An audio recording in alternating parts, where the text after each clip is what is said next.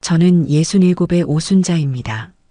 남들은 저더러 자식 농사 잘 지어 호강한다고들 하지만 그 속을 들여다보면 꼭 그렇지만도 않다는 것을 저 자신은 잘 알고 있었어요. 오늘 새벽은 유난히 공기가 차게 느껴졌습니다. 창밖은 아직 어둠이 짙게 깔려 있었지만 저는 이미 잠자리에서 일어나 몸을 씻고 가장 아끼는 외출복으로 갈아입었습니다. 바로 하나뿐인 며느리 김보라의 34번째 생일이었기 때문이지요. 아들 성규와 보라가 결혼한 지는 5년이 되어 갑니다. 저는 두 아이가 편안하게 시작할 수 있도록 남편이 평생 일궈 제게 남겨준 유산인 강남의 5층짜리 상가 건물을 떡하니 증여해 주었습니다. 매달 나오는 월세만 해도 젊은 부부가 돈 걱정 없이 사는 데는 차고 넘칠 정도였죠. 그 덕에 아들은 다니던 회사를 그만두고 개인 사업을 시작했고 며느리는 결혼과 동시에 편안한 전업주부의 삶을 살고 있었습니다. 주변에서는 다들 저를 보고 미쳤다고 자식에게 미리 재산을 다 주면 나중에 늙어서 어찌하려고 그러냐며 혀를 찼어요. 하지만 저는 괜찮았습니다. 세상에 하나뿐인 아들이 행복하다면 그 아이가 사랑하는 여자가 제 며느리가 되어 한 가족이 되었으니 그들의 행복이 곧 제 행복이라고 굳게 믿었거든요. 그랬기에 저는 오늘 이 새벽부터 부산을 떨었습니다. 보라가 요즘 임신을 준비한다며 몸에 좋다는 건 다 챙겨 먹는다는 소리를 들은 게 생각났어요. 이럴 때일수록 인공적인 영양제보다는 정성이 담긴 음식이 최고라는 게 제 지론입니다. 그래서 생일에는 역시 미역국이라며 최고의 재료로 세상에서 가장 맛있는 미역국을 끓여주기로 마음먹었죠. 어제 미리 단골 정육점에 부탁해 구워 먹어도 살살 녹을 만큼 최상급인 한우 양지를 두툼하게 끊어왔고 완도에 사는 친구에게 직접 공수받은 자연산 산모용 미역도 찬물에 불려두었습니다. 들기름을 넉넉히 두른 냄비에 한우를 달달 볶으니 고소한 냄새가 온 집안에 진동을 했어요. 고기의 겉면이 맛있게 익었을 때쯤 잘 불린 미역을 넣고 국간장으로 간을 맞춰 함께 볶았습니다. 파르라니 살아나는 미역의 색깔을 보니 제 마음도 다 환해지는 기분이었죠.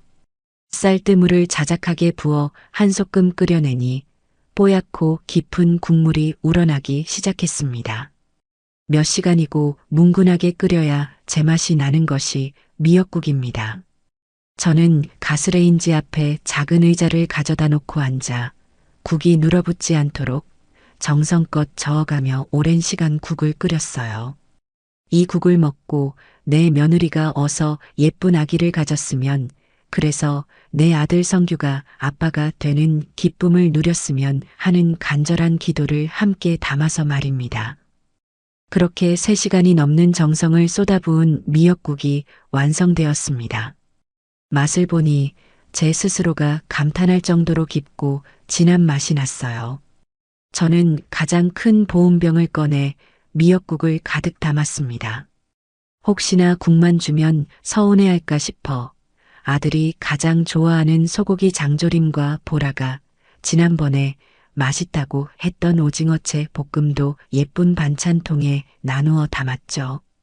양손 가득 무겁게 들고 현관문을 나서는 제 발걸음은 날아갈 듯 가벼웠습니다.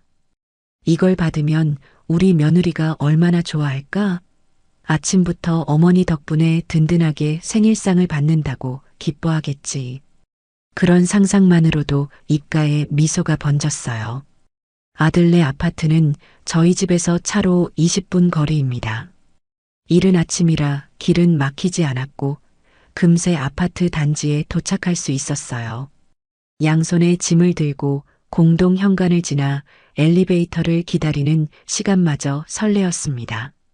17층에 도착해 익숙한 현관문 앞에 서서 초인종을 눌렀습니다. 한참이 지나서야 문이 열렸어요. 아직 잠이 덜 깬 부스스한 얼굴의 보라가 저를 보고는 반가워하기는커녕 잔뜩 귀찮다는 표정으로 서 있었습니다. 어머니, 이 아침에 무슨 일이세요? 그 목소리에는 날이 서 있었어요. 저는 애써 미소를 지으며 들고 온 보온병을 들어 보였습니다. 우리 아가 생일이잖니. 내가 아침에 먹으라고 미역국 좀 끓여왔다. 들어가서 아침상 차려줄게. 하지만 보라는 집 안으로 들어오라는 말 대신 현관문을 가로막고 선 채로 한숨부터 내쉬더군요. 어머니. 진짜 좀 그러시다. 요즘 세상에 누가 생일이라고 이런 걸 챙겨 먹어요? 그냥 백화점 상품권이나 용돈으로 주시면 제가 알아서 맛있는 거 사 먹고 필요한 거 살 텐데. 왜 굳이 이런 거래서 사람 피곤하게 하세요? 저는 순간 제 귀를 의심했습니다. 딸 같아서, 내 새끼 같아서 새벽부터 정성을 다한 시어머니에게 할 소리라고는 도저히 믿기지 않았거든요. 제 얼굴이 딱딱하게 굳어가는 것을 보았는지 보라는 입술을 삐죽이며 말을 이었습니다. 그리고 저 임신 준비하는 거 아시잖아요. 이런 거 잘못 먹으면 탈나요. 인터넷으로 주문한 유기농 영양제가 훨씬 안전하고 효과도 좋다고요. 그 말은 마치 제가 정성껏 끓인 미역국이 무슨 독이라도 되는 것처럼 들렸습니다. 심장이 차갑게 식어내리는 기분이었어요. 그때 안방에서 성규가 나오며 말했습니다. 엄마 왔어? 아이, 보라, 너는 왜 말을 그렇게 해? 엄마 성의인데. 저는 그래도 아들은 내 편이구나 싶어 잠시 안도했지만 그 생각은 곧바로 산산조각 났습니다. 성규는 제게 다가와 보온병을 받아들며 제 등을 떠밀었어요. 엄마, 마음은 정말 고마운데 보라가 어제 늦게 자서 지금 피곤해서 그래. 국은 우리가 알아서 챙겨 먹을 테니까 엄마는 이제 그만 가봐. 아침부터 운전하느라 피곤하셨을 텐데. 그건 저를 걱정하는 말이 아니었어요. 귀찮으니 어서 사라져달라는 뜻이었죠. 저는 결국 며느리에게 생일 축하한다는 말 한마디 제대로 건네지 못하고 아들에게 등을 떠밀려 집에서 쫓겨나듯 나와야 했습니다. 엘리베이터를 타고 내려오는 내내 심장이 쿵쾅거리고 손이 부들부들 떨렸어요. 내가 대체 뭘 잘못한 걸까? 자식에게 좋은 거 하나라도 더 해주고 싶은 부모 마음이 이렇게까지 무시당하고 멸시받아야 할 일인가. 서러움과 분노가 치밀어 올라 눈물이 핑 돌았습니다. 주차장으로 걸어가는 길에 문득 깨달았어요. 아들이 제일 좋아하는 장조림 반찬통을 차에 그대로 두고 온 것이었습니다.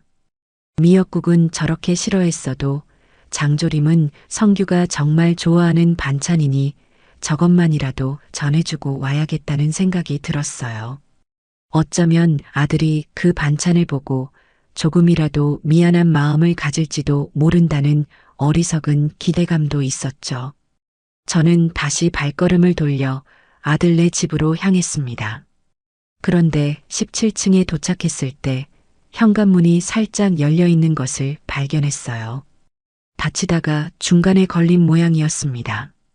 그리고 그 틈으로 아들 내외의 목소리가 선명하게 새어나오고 있었죠. 저도 모르게 그 자리에 멈춰서서 귀를 기울였습니다. 진짜 짜증나. 그 할망구는 왜 저렇게 촌스러운 짓만 골라서 하는지 모르겠어. 꼭두 새벽부터 웬 미역국이야? 음식물 쓰레기만 만들고 진짜. 며느리 보라의 짜증이 가득 섞인 목소리였어요. 할망구라는 소리에 제 심장이 바닥으로 곤두박질 치는 것 같았습니다. 이어서 아들 성규의 나약한 목소리가 들려왔어요. 그래도 엄마 성의인데 그냥 냉장고에 뒀다가 나중에 슬쩍 버리지 그랬어. 웃기지 마. 너 같으면 이딴 걸 너네 집 냉장고에 넣어두고 싶겠냐? 냄새 배는 건 둘째 치고 우리 집 격 떨어져.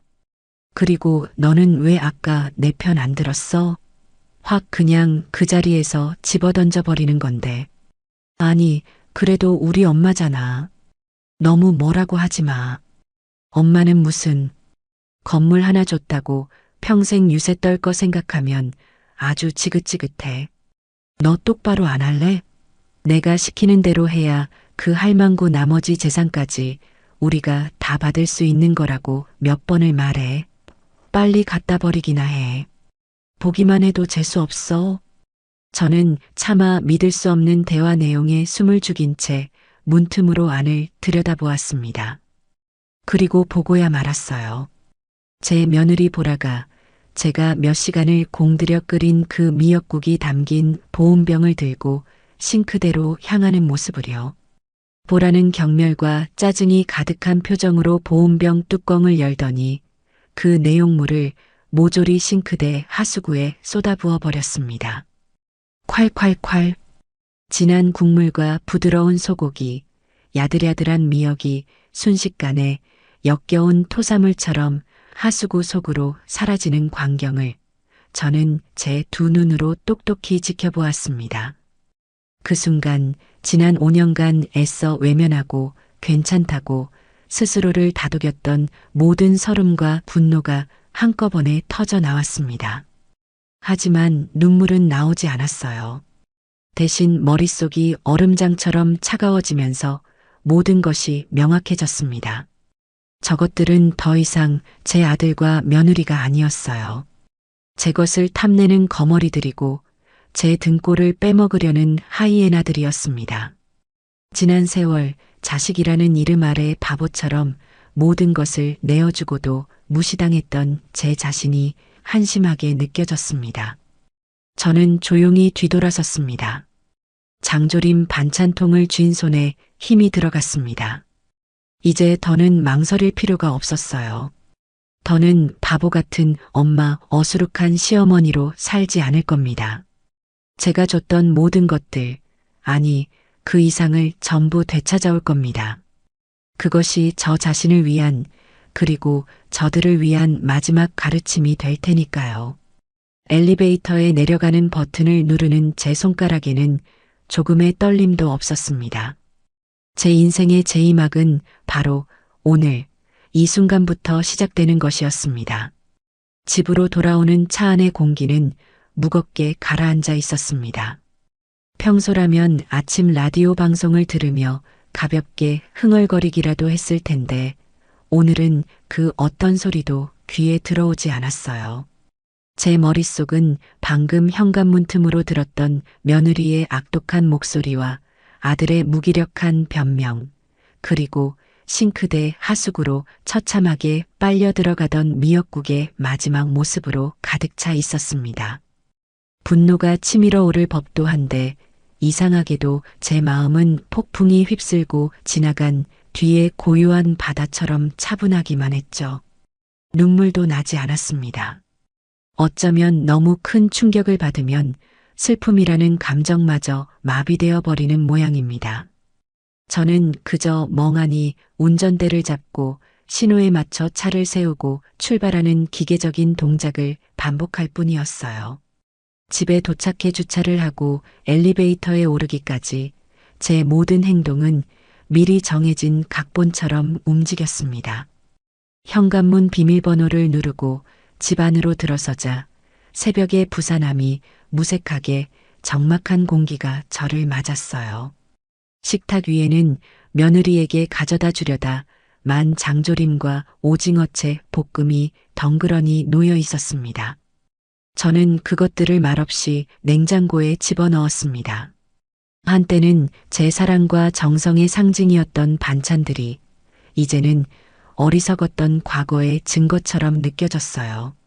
소파에 깊숙이 몸을 묻고 눈을 감았습니다. 지난 5년의 세월이 주마등처럼 스쳐 지나갔어요.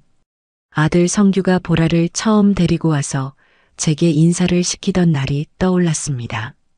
환하게 웃는 얼굴이 예쁘고 부침성도 좋아서 저는 보라가 참 마음에 들었어요. 남편을 일찍 여의고 외아들 하나만 바라보며 살아온 제게 드디어 딸이 생기는구나 싶어 얼마나 기뻤는지 모릅니다. 그래서 결혼을 준비할 때도 아들 부부가 살 신혼집을 구할 때도 제 능력 안에서 최대한 좋은 것으로 해주고 싶었습니다. 하지만 결혼 생활이 시작되면서부터 보라는 조금씩 다른 모습을 보이기 시작했어요. 명절이나 제 생신 같은 특별한 날에도 얼굴 한번 비추는 것을 큰 선심 쓰듯 했고, 어쩌다 집에 찾아와도 소파에 누워 스마트폰만 들여다보기 일쑤였습니다. 제가 살림에 대해 한마디 조언이라도 하려고 하면 어머니, 요즘은 그렇게 안 해요. 구식이에요. 라며 핀잔을 주곤 했죠.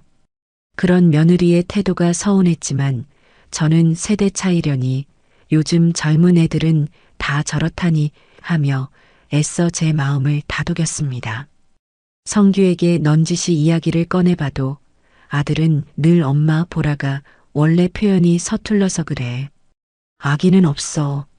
라며 제 아내를 감싸기만 했으니까요. 결정적으로 제가 상가 건물을 증여해준 뒤부터 보라의 아나무인 격인 태도는 더욱 심해졌습니다. 이제는 제게 전화 한 통 먼저 하는 법이 없었고 제가 전화를 걸어도 받지 않는 경우가 태반이었어요. 그러다 한참 뒤에야 회의 중이었어요. 운전 중이라 못 봤어요. 같은 짧은 문자를 보내는 게 전부였죠. 그뿐만이 아니었어요. 제 주변 친구들을 통해 들어보니 보라가 제 험담을 하고 다닌다는 소문도 들려왔습니다. 제가 시대에 뒤떨어진 생각만 하는 고리타분한 늙은이라거나 아들 부부에게 돈 쓰는 것을 아까워하는 짠순이라는 식으로 말입니다. 그 말을 전해 듣고 가슴에 피멍이 드는 것 같았지만 저는 차마 아들에게 사실이냐고 물어볼 수가 없었습니다. 행여나 그 일로 아들 부부 사이에 불화라도 생길까봐, 제 아들의 가정이 깨질까봐 전전긍긍하는 바보 같은 엄마였기 때문입니다. 그렇게 참고 또 참아온 세월이었습니다. 하지만 오늘 아침 저는 모든 진실을 마주하고 말았어요. 그들이 제게 보여준 최소한의 존중마저도 모두 거짓이었으며 그들 눈에 저는 그저 자신들의 안락한 삶을 위한 도구, 빨리 사라져 주었으면 하는 할망구에 불과했다는 것을요. 꿀꺽 마른 침을 삼키는데 목이 따끔거렸습니다. 배신감에 몸서리가 쳐졌지만 동시에 한편으로는 후련한 마음도 들었어요. 더 이상 불확실한 희망에 기대어 상처받을 필요가 없어졌으니까요. 이제 제가 무엇을 해야 할지는 명확했습니다. 그때였습니다. 거실에 놓인 전화기가 요란하게 울리기 시작했어요. 발신자 번호를 확인하니 예쁜 며느리라고 저장된 김보라의 이름이 떠 있었습니다. 저는 잠시 망설이다가 심호흡을 한번 하고 수화기를 들었습니다. 제 목소리가 떨리지 않도록 최대한 마음을 다잡았죠. 여보세요. 어머니, 저 보라예요. 전화 바로 받으셨네요? 수화기 너머로 들려오는 보라의 목소리는 불과 몇 시간 전 저를 할망구라 칭하며 짜증을 내던 그 사람이라고는 믿기지 않을 만큼 상냥하고 애교가 넘쳤습니다. 소름이 끼칠 정도의 완벽한 연기였어요. 그래, 무슨 일이냐? 어머니, 아까는 제가 너무 죄송했어요. 잠이 덜 깨서 정신이 없었나 봐요. 어머니께서 정성껏 끓여주신 미역국 정말 맛있게 잘 먹었어요. 세상에 제가 태어나서 먹어본 미역국 중에 최고였어요. 국물이 어쩜 그렇게 진하고 구수해요? 역시 어머니 손맛은 아무도 못 따라간다니까요. 저는 아무 말 없이 그 역겨운 거짓말을 듣고만 있었습니다. 제 속에서는 천불이 났지만 겉으로는 최대한 평온을 가장했어요. 제 침묵을 긍정의 의미로 받아들였는지 보라는 더욱 신이 나서 떠들어댔습니다. 그런데 어머니, 정말 이상한 일이 있어요. 제가 국을 딱 한 그릇만 먹었는데 갑자기 온몸에 두드러기가 올라오고 숨이 막히는 거 있죠? 원래 제가 해산물 알레르기 같은 거 전혀 없었는데 임신 준비하면서 체질이 바뀌었나 봐요. 너무 맛있어서 2그릇, 3그릇 먹고 싶었는데 성규 씨가 기겁하면서 말리는 바람에 어쩔 수 없이 그만뒀어요. 정말 너무 아쉬워요. 어머니께 너무 죄송하고요. 기가 막혀서 헛웃음이 나올 뻔했습니다. 알레르기라니. 결혼 전 상견례 자리에서부터 해산물 킬러라며 간장게장 2그릇을 혼자 뚝딱 해치우던 아이였습니다.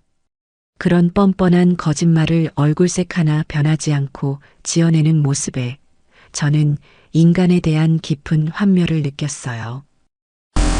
그랬구나. 몸은 괜찮은 것이냐. 병원에는 가보았고, 저는 제 감정을 철저히 숨긴 채 걱정하는 시어머니의 목소리를 연기했습니다. 이 전쟁에서 이기려면 섣불리 제 패를 보여줘서는 안 된다는 것을 본능적으로 깨달았기 때문입니다. 네, 어머니. 성규 씨가 놀라서 바로 병원 응급실에 데려가줘서 주사 맞고 약 먹고 이제 막 집에 들어왔어요. 의사 선생님이 당분간 미역 같은 건 절대 먹지 말라고 하시네요. 정말 속상해요. 어머니께서 제 생일이라고 특별히 끓여주신 건데 맛있게 다 먹지도 못하고. 죄송해서 어쩌죠? 저는 전화기를 든 손에 힘을 주었습니다. 그 와중에도 제 아들 성규는 또다시 며느리의 거짓말에 장단을 맞춰주고 있구나 싶어 가슴이 아팠습니다. 제 아들이지만 참으로 한심하고 멍청하다는 생각이 들었어요. 몸이 먼저지. 괜찮다. 국은 다음에 또 끓여주면 되지. 몸조리나 잘하거라. 네, 어머니. 역시 저희 어머니가 최고예요. 마음 써주셔서 정말 감사해요. 제가 몸 좀 괜찮아지면 성규 씨랑 맛있는 거 사들고 찾아뵐게요. 사랑해요, 어머니. 그렇게 보라의 가증스러운 연기는 막을 내렸습니다. 전화가 끊기고 나서 저는 한동안 소파에 못 박힌 듯 앉아 있었습니다. 그리고 결심했어요. 아들에게 직접 확인해야겠다고. 제 아들이 정말 그 정도의 분별력도 없는 바보인지 아니면 알면서도 아내의 악행에 동조하는 공범인지 제 귀로 직접 들어야 했습니다. 저는 떨리는 손으로 성규의 번호를 눌렀습니다. 신호음이 몇 번 울리고 나서야 아들이 전화를 받았습니다. 엄마, 왜? 성규야, 보라 괜찮으냐? 알레르기 때문에 응급실까지 다녀왔다면서. 제 말에 성규는 잠시 머뭇거리는 듯 했습니다. 그리고 이내 한숨을 푹 쉬며 말했어요. 아, 엄마, 그냥 좀 넘어가 주면 안 돼? 사람이 성의를 보였으면 그냥 고맙게 받으면 되지. 왜 그런 거짓말까지 하게 만들어? 보라가 엄마 마음 상할까봐 일부러 그렇게 둘러댄 거잖아. 엄마 생각해서 그런 건데 그걸 꼭 그렇게 따져 물어야겠어?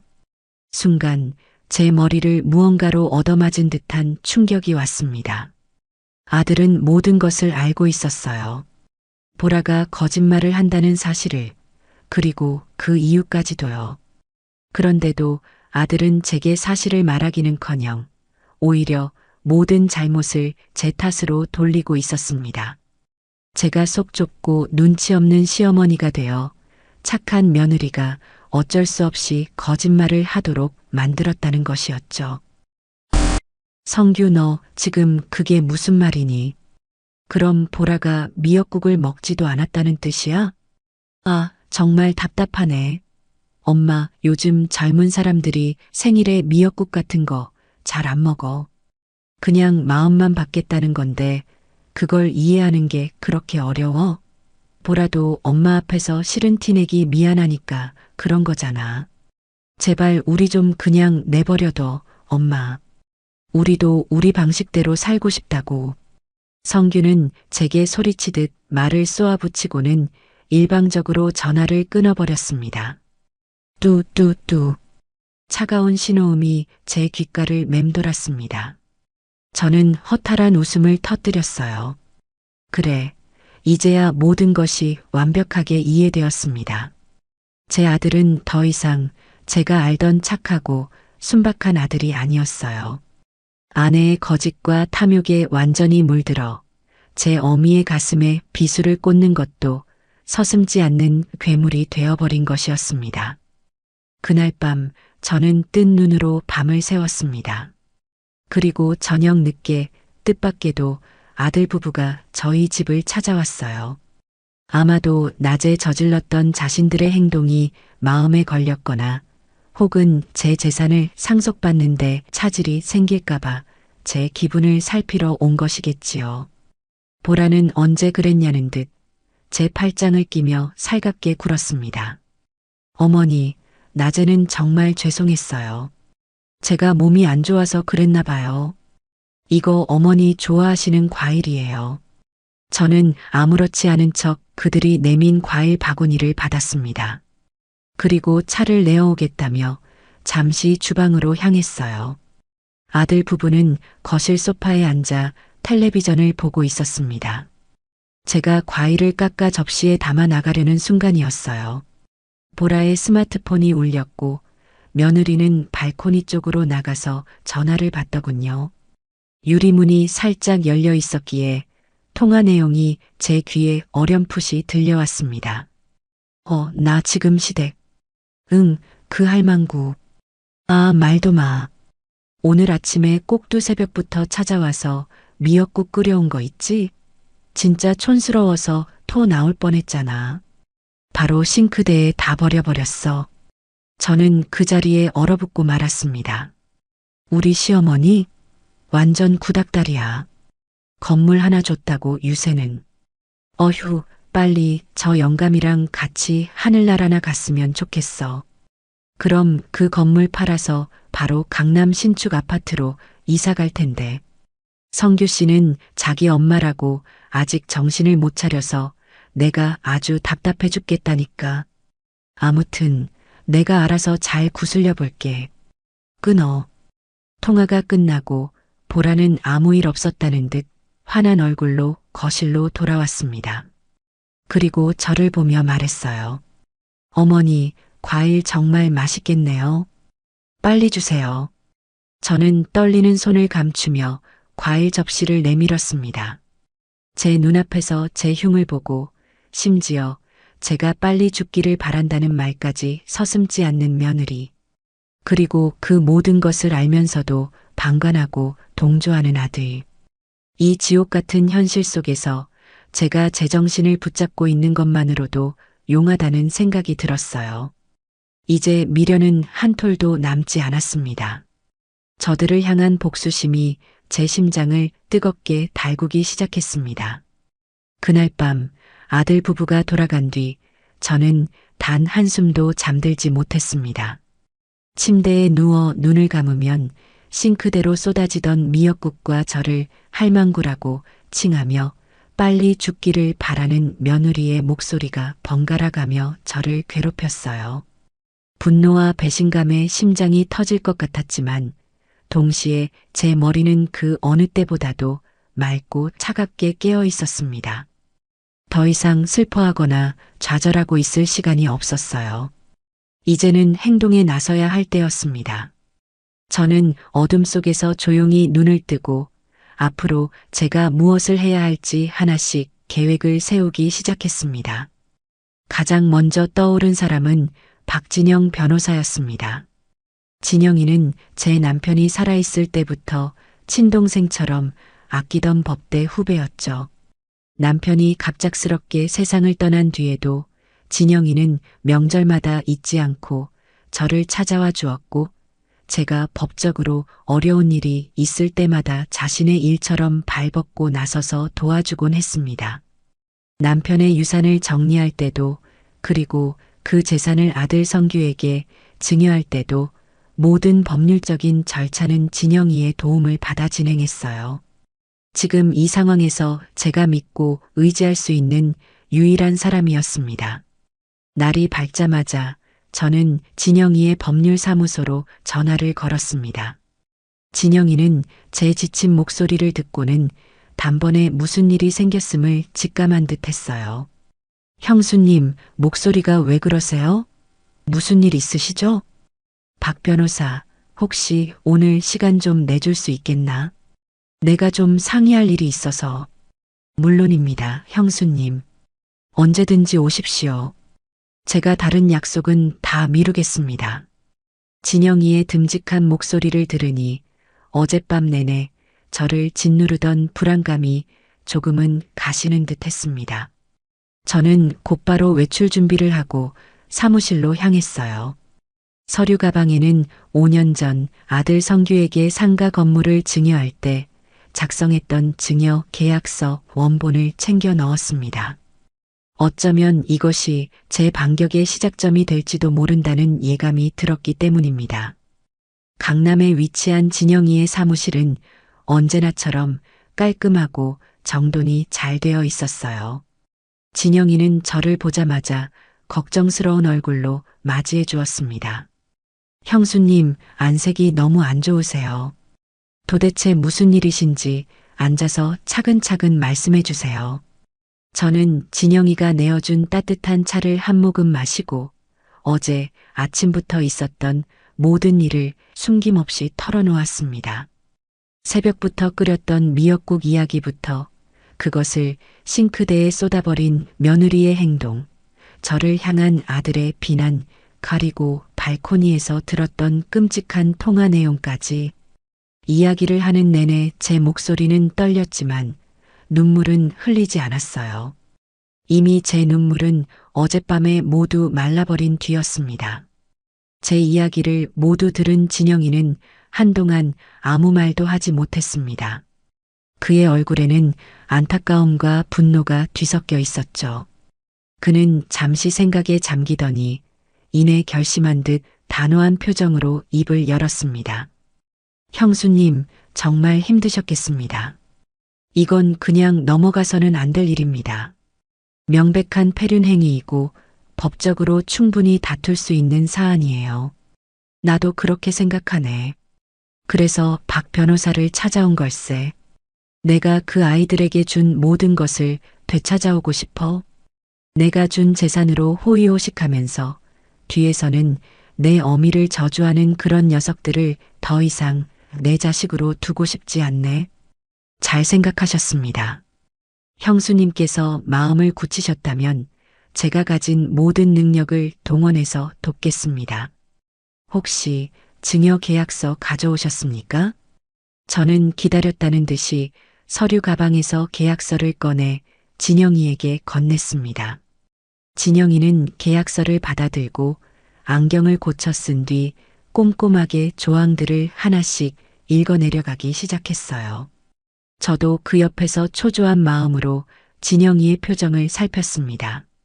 과연 한번 넘어간 재산을 다시 되찾아올 방법이 있기는 한 걸까? 제 마음속에서 희망과 불안이 교차했습니다.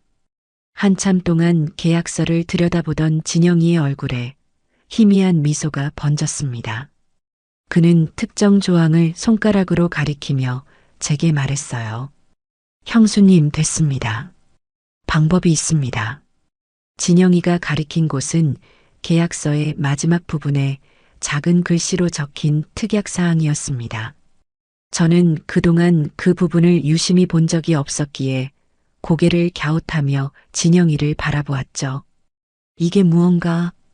제가 5년 전에 형님께서 돌아가시고 형수님께서 성규에게 건물을 증여하시겠다고 했을 때 혹시나 하는 마음에 몰래 넣어둔 조항입니다. 진영이가 읽어주는 조항의 내용은 다음과 같았습니다. 본 증여 계약에 있어 수증자 김성규 및 그 배우자 김보라는 증여자 오순자에 대한 부양의 의무를 성실히 이행하여야 한다.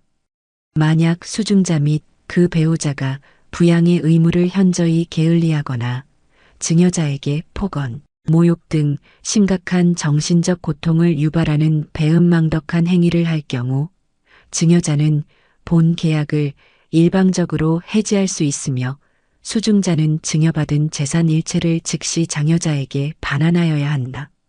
저는 제 눈을 의심하며 그 조항을 몇 번이고 다시 읽어보았습니다. 제 남편이 떠난 뒤 저를 친누님처럼 걱정해주던 진영이의 깊은 배려심이 담겨 있는 조항이었어요.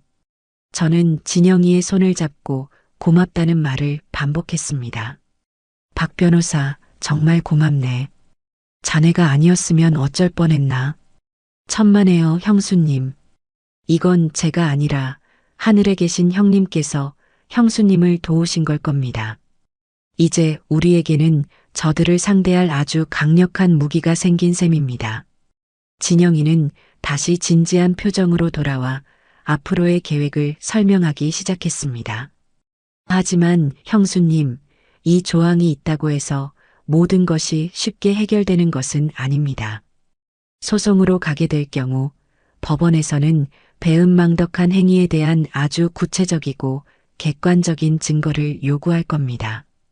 며느님이 미역국을 버렸다거나 형수님께 막말을 했다는 주장만으로는 부족해요. 저쪽에서는 분명 오해였다거나 감정이 격해져서 실수로 한 말이었다고 발뺌할 테니까요. 그럼 어떻게 해야 하지? 지금부터는 철저하게 증거를 수집해야 합니다. 감정적으로 대응하지 마시고 최대한 침착하게 저들의 행동을 지켜보면서 모든 것을 기록하고 남겨두셔야 해요. 진영이는 제게 몇 가지 구체적인 행동 지침을 알려주었습니다. 첫째, 앞으로 아들 부부와 통화를 할 때는 반드시 통화 내용을 녹음할 것. 둘째, 그들이 보낸 무례한 문자 메시지나 SNS 대화 내용이 있다면 모두 캡처해서 보관할 것. 셋째, 혹시라도 폭언이나 모욕적인 행동을 직접 목격할 수 있는 상황이 생긴다면 동영상을 촬영하거나 주변 사람을 증인으로 확보해 둘 것. 마지막으로 그동안 그들이 부양 의무를 얼마나 소홀히 했는지 보여줄 수 있는 자료들을 모아둘 것. 예를 들어 제가 병원에 입원했을 때 한 번도 찾아오지 않았다거나 생활비를 드린 적이 없다는 사실 등을 입증할 자료들이 필요하다는 것이었죠. 그리고 한 가지 더, 성규와 며느님이 그 상가 건물을 어떻게 관리하고 있는지도 한번 알아볼 필요가 있습니다. 혹시라도 그들이 세입자들에게 부당한 요구를 하거나 관리비를 횡령하는 등의 불법적인 행위를 저질렀다면 그 또한 아주 중요한 증거가 될 수 있습니다. 진영이의 말을 듣고 있으니 복잡했던 머릿속이 점차 명확해지는 기분이었습니다. 감정적인 분노를 넘어 이제는 냉철한 이성으로 이 싸움에 임해야 한다는 것을 깨달았어요. 저는 진영이에게 다시 한번 고마움을 표하고 사무실을 나섰습니다. 밖으로 나오니 아까보다 햇살이 훨씬 더 따스하게 느껴졌어요. 제 손에는 이제 아무도 막을 수 없는 날카로운 칼이 쥐어져 있었습니다. 저는 그 칼을 어떻게 휘둘러야 할지, 그리고 그 칼끝이 누구를 향해야 할지 정확히 알고 있었습니다. 집으로 돌아가는 발걸음에는 더 이상 망설임이나 슬픔이 남아있지 않았습니다. 오직 차가운 결의와 뜨거운 복수심만이 제 가슴속에서 활활 타오르고 있을 뿐이었어요. 박진영 변호사와의 상담을 마친 뒤 저는 곧바로 증거 수집 작전에 돌입했습니다. 감정에 휘둘려 섣불리 움직였다가는 오히려 일을 그르칠 수 있다는 진영이의 조언을 마음 깊이 새겼어요. 지금부터 저는 상처받은 어머니가 아니라 냉철한 전략가가 되어야 했습니다. 제 목표는 단 하나, 저를 기만하고 배신한 아들 부부에게서 제가 주었던 모든 것을 회수하고 그들의 오만함을 심판하는 것이었습니다. 가장 먼저 확보해야 할 증거는 바로 며느리 보라가 미역국을 싱크대에 쏟아버리는 장면이었습니다. 그 어떤 변명으로도 빠져나갈 수 없는 가장 확실하고 결정적인 증거가 될 테니까요. 저는 아들네 아파트 관리사무소에 전화를 걸었습니다. 제가 그 아파트 1701호의 어머니 되는 사람이라고 신분을 밝히고 어제 아침 저희 아들 집 현관 복도에서 아주 중요한 물건을 잃어버린 것 같으니 CCTV 영상을 잠시 확인해 볼 수 있겠냐고 정중하게 부탁했어요. 평소 아들 집에 드나들며 안면을 익혀둔 경비 반장님은 제 다급한 목소리에 의심 없이 형조해 주었습니다. 아이고, 형수님, 그러세요? 그럼요, 확인해 드려야죠. 지금 바로 내려오시겠어요? 저는 곧장 아들네 아파트로 차를 몰았습니다. 관리사무소에 도착하니 경비 반장님께서 저를 방제실로 안내해 주셨어요.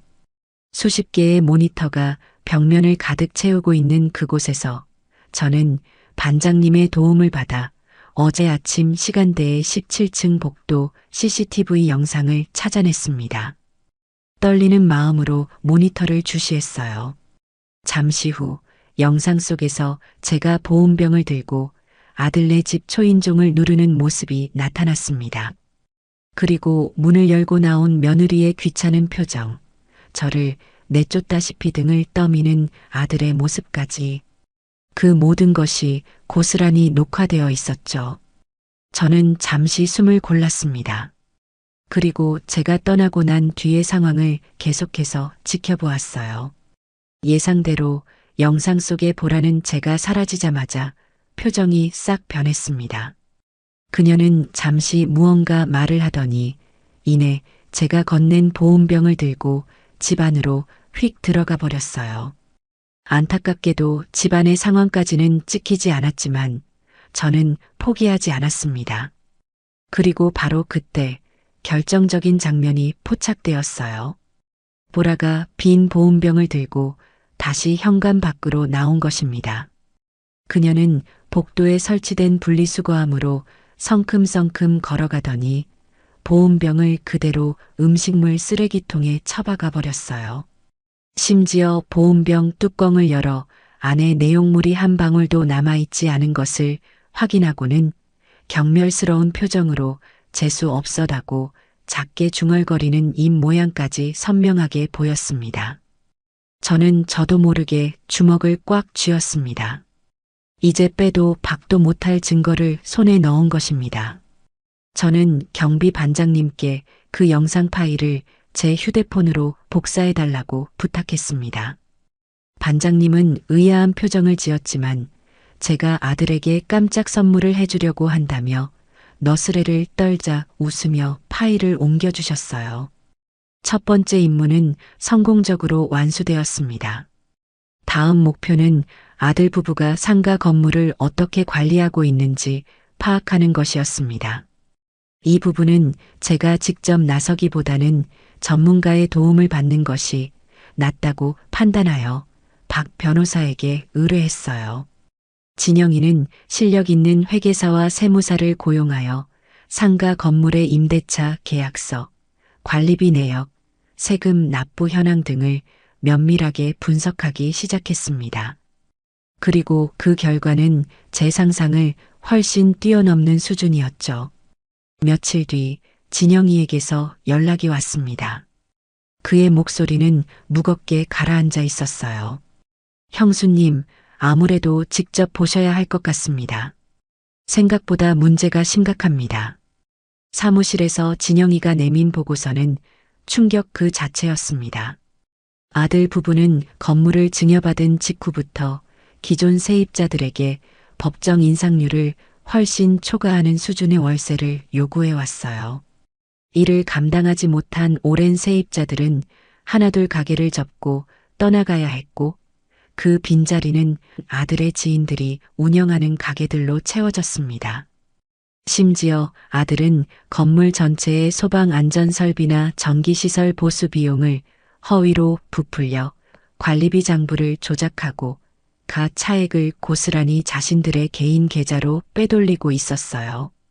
지난 몇 년간 그런 식으로 횡령한 금액이 무려 수억 원에 달했습니다. 그 돈은 모두 보라의 명품 가방과 해외여행, 그리고 아들의 고급 외제차를 사는데 사용되었더군요. 보고서를 읽어내려가는 제 손이 분노로 부들부들 떨렸습니다. 그들은 제 피와 땀이 깃든 재산을 자신들의 사치와 향락을 위한 현금 인출기처럼 사용하고 있었던 겁니다. 더욱 가관인 것은 건물에 입주한 세입자들의 불만이었습니다. 진영이가 보낸 사람이 세입자들을 상대로 탐문 조사를 한 결과 대부분이 건물주인 성규의 고압적인 태도와 잦은 갑질에 시달리고 있었어요. 툭하면 찾아와 가게 운영에 간섭하고 조금이라도 월세가 밀리면 당장 가게를 빼라며 협박하기 일쑤였다고 합니다. 한때는 정이 넘치고 활기찼던 제 건물은 어느새 아들 부부의 탐욕으로 얼룩진 차가운 공간으로 변해버린 것이었습니다. 보고서의 마지막 장에는 그동안의 피해 사실을 증언해주겠다며 자발적으로 서명한 세입자들의 탄원서가 첨부되어 있었어요. 저는 제 편이 되어준 그분들께 너무나 감사하고 동시에 아들 부부에 대한 분노로 가슴이 타들어가는 것 같았습니다. 이제 물증은 충분히 확보되었습니다. 하지만 저는 여기서 멈추지 않았어요. 법적인 증거를 넘어 그들의 파렴치한 본성을 만천하에 드러낼 마지막 확인 사살이 필요하다고 생각했습니다. 그것은 바로 제 아들 성규의 마음속에 단 1%라도 저를 향한 모정이라는 것이 남아있는지 시험해 보는 것이었죠. 저는 며칠 동안 고민한 끝에 아주 지독한 연극을 꾸미기로 결심했습니다. 저는 휴대폰을 들고 성규에게 전화를 걸었습니다. 전화를 걸기 전 미리 통화 녹음 버튼을 눌러두는 것도 잊지 않았어요. 저는 최대한 힘없고 병약한 목소리를 만들어내기 위해 몇 번이고 헛기침을 했습니다. 성규야, 나 엄마다. 엄마, 목소리가 왜 그래? 어디 아파? 실은 얼마 전부터 몸이 계속 안 좋아서 병원에 갔었는데 검사 결과가 좋지 않게 나왔다. 저는 잠시 말을 멈추고 아들의 반응을 살폈습니다. 수화기 너머로 긴장된 침묵이 흘렀어요. 그게 무슨 소리야? 어디가 어떻게 안 좋은데? 의사가 암인 것 같다고 하더구나. 큰 병원으로 가서 정밀 검사를 다시 받아봐야겠지만 수술이 필요할지도 모른다고. 그래서 말인데 아들, 내가 급하게 수술비가 좀 필요할 것 같다. 혹시 너가 가진 돈 좀 보태줄 수 있겠니? 엄마가 평생 모은 돈은 너희들 결혼할 때 다 써서 지금은 수중에 여윳돈이 없구나. 제 말이 끝나자 성규는 한동안 아무 말이 없었습니다. 저는 숨을 죽인 채 아들의 대답을 기다렸어요. 제발, 제발 단 한 번만이라도 제 아들이길 바라는 마지막 희망이 제 마음 한구석에 남아 있었습니다. 하지만 이내 들려온 아들의 목소리는 그 마지막 희망마저 산산조각 내버렸습니다. 엄마, 일단 알겠어. 내가 보라랑 상의해보고 다시 전화할게. 그리고는 황급히 전화를 끊어버렸어요. 저는 허탈한 웃음을 지으며 전화기를 내려놓았습니다. 제 아들은 이제 자기 아내의 허락 없이는 아픈 엄마의 수술비조차 결정할 수 없는 꼭두각시가 되어버린 것이었습니다. 30분쯤 지났을까요? 성규에게서 다시 전화가 걸려왔습니다. 엄마, 나야. 그래, 보라랑은 얘기해봤니? 응. 그런데 엄마, 정말 미안하게 됐어. 우리가 지금 시작한 사업에 돈이 다 묶여 있어서 당장은 현금으로 빼기가 좀 어려울 것 같아. 그러니까 내 말은 엄마가 지금 사는 집을 담보로 대출을 좀 알아보는 건 어때? 그 아파트도 시세가 꽤 나가니까 수술비 정도는 충분히 나올 거야. 그게 가장 빠른 방법일 것 같아. 저는 더 이상 아무 말도 할 수가 없었습니다. 아픈 엄마에게 돈을 보태주기는커녕 살고 있는 집을 담보로 대출을 받으라고 말하는 아들. 그 잔인하고 이기적인 말에 제 가슴속에 남아있던 마지막 미련과 연민의 감정이 깨끗하게 사라졌어요. 알겠다. 내가 알아서 해보마. 전화를 끊고 나서도 분이 풀리지 않아 아들 녀석에게 다시 전화를 걸었습니다. 따끔하게 한마디 더 해야 직성이 풀릴 것 같았기 때문입니다. 하지만 성규는 제 전화를 받지 않았어요. 그런데 그때 통화가 연결되었습니다라는 안내 음성이 들렸습니다. 녀석이 전화를 안 받으려다 실수로 통화 버튼을 누른 모양이었습니다. 저는 저도 모르게 숨을 죽였습니다. 수화기 너머로 방금 전화를 끊은 아들과 며느리가 나누는 생생한 대화 내용이 들려오기 시작했습니다. 여보, 어머니한테 전화했어? 뭐라고 하셔? 응, 대출 알아보시겠대. 잘했어. 절대 돈 보내주면 안 돼. 지금 돈 보내주면 나중에 저 할망구 죽고 나서도 그 돈 우리 몫에서 깎이는 거 알지? 그냥 모른 척하고 있으면 알아서 대출 받든 집을 팔든 하겠지. 그러다 잘못돼서 죽으면 그 아파트도 자연스럽게 우리 차지가 되는 거고. 우리 조금만 더 참자, 여보. 그럼 이 모든 게 다 우리 것이 될 테니까. 그래도 엄마가 정말 아프신 거면 어떡하지? 아프면 병원에 가야지. 우리가 의사야? 걱정하지 마. 요즘 의학 기술이 좋아서 암 정도로는 잘 안 죽어. 괜히 약한 마음 먹지 말고 내가 시키는 대로만 해. 알았지? 저는 조용히 녹음을 중단했습니다. 더 이상 들을 필요도 없었어요. 이제 모든 증거는 차고 넘칠 만큼 모였습니다. 저는 박진영 변호사에게 전화를 걸었습니다. 제 목소리는 그 어느 때보다도 차분하고 단호했어요. 박 변호사, 준비는 모두 끝났네. 이제 전쟁을 시작하지. 아픈 엄마의 수술비는커녕 살고 있는 집을 담보로 대출을 받으라던 아들의 목소리. 그리고 그 뒤에 이어진 제가 죽기만을 바라는 며느리의 잔인한 속삭임. 그 모든 것이 담긴 녹음 파일을 조용히 저장하며 제 마음속에 남아있던 마지막 한 조각의 미련마저 산산이 부서져 내렸습니다. 이제 더는 망설일 이유도 돌아갈 다리도 없었어요. 남은 것은 오직 이 지긋지긋한 관계를 제 손으로 완전히 끊어내고 제 것을 되찾아오는 것뿐이었습니다. 저는 그날 오후 아들 부부를 집으로 불렀습니다.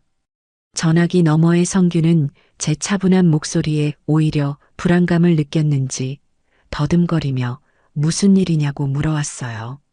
성규야, 저녁에 보라랑 같이 집으로 좀 오너라. 너희에게 할 말이 있다. 갑자기 무슨...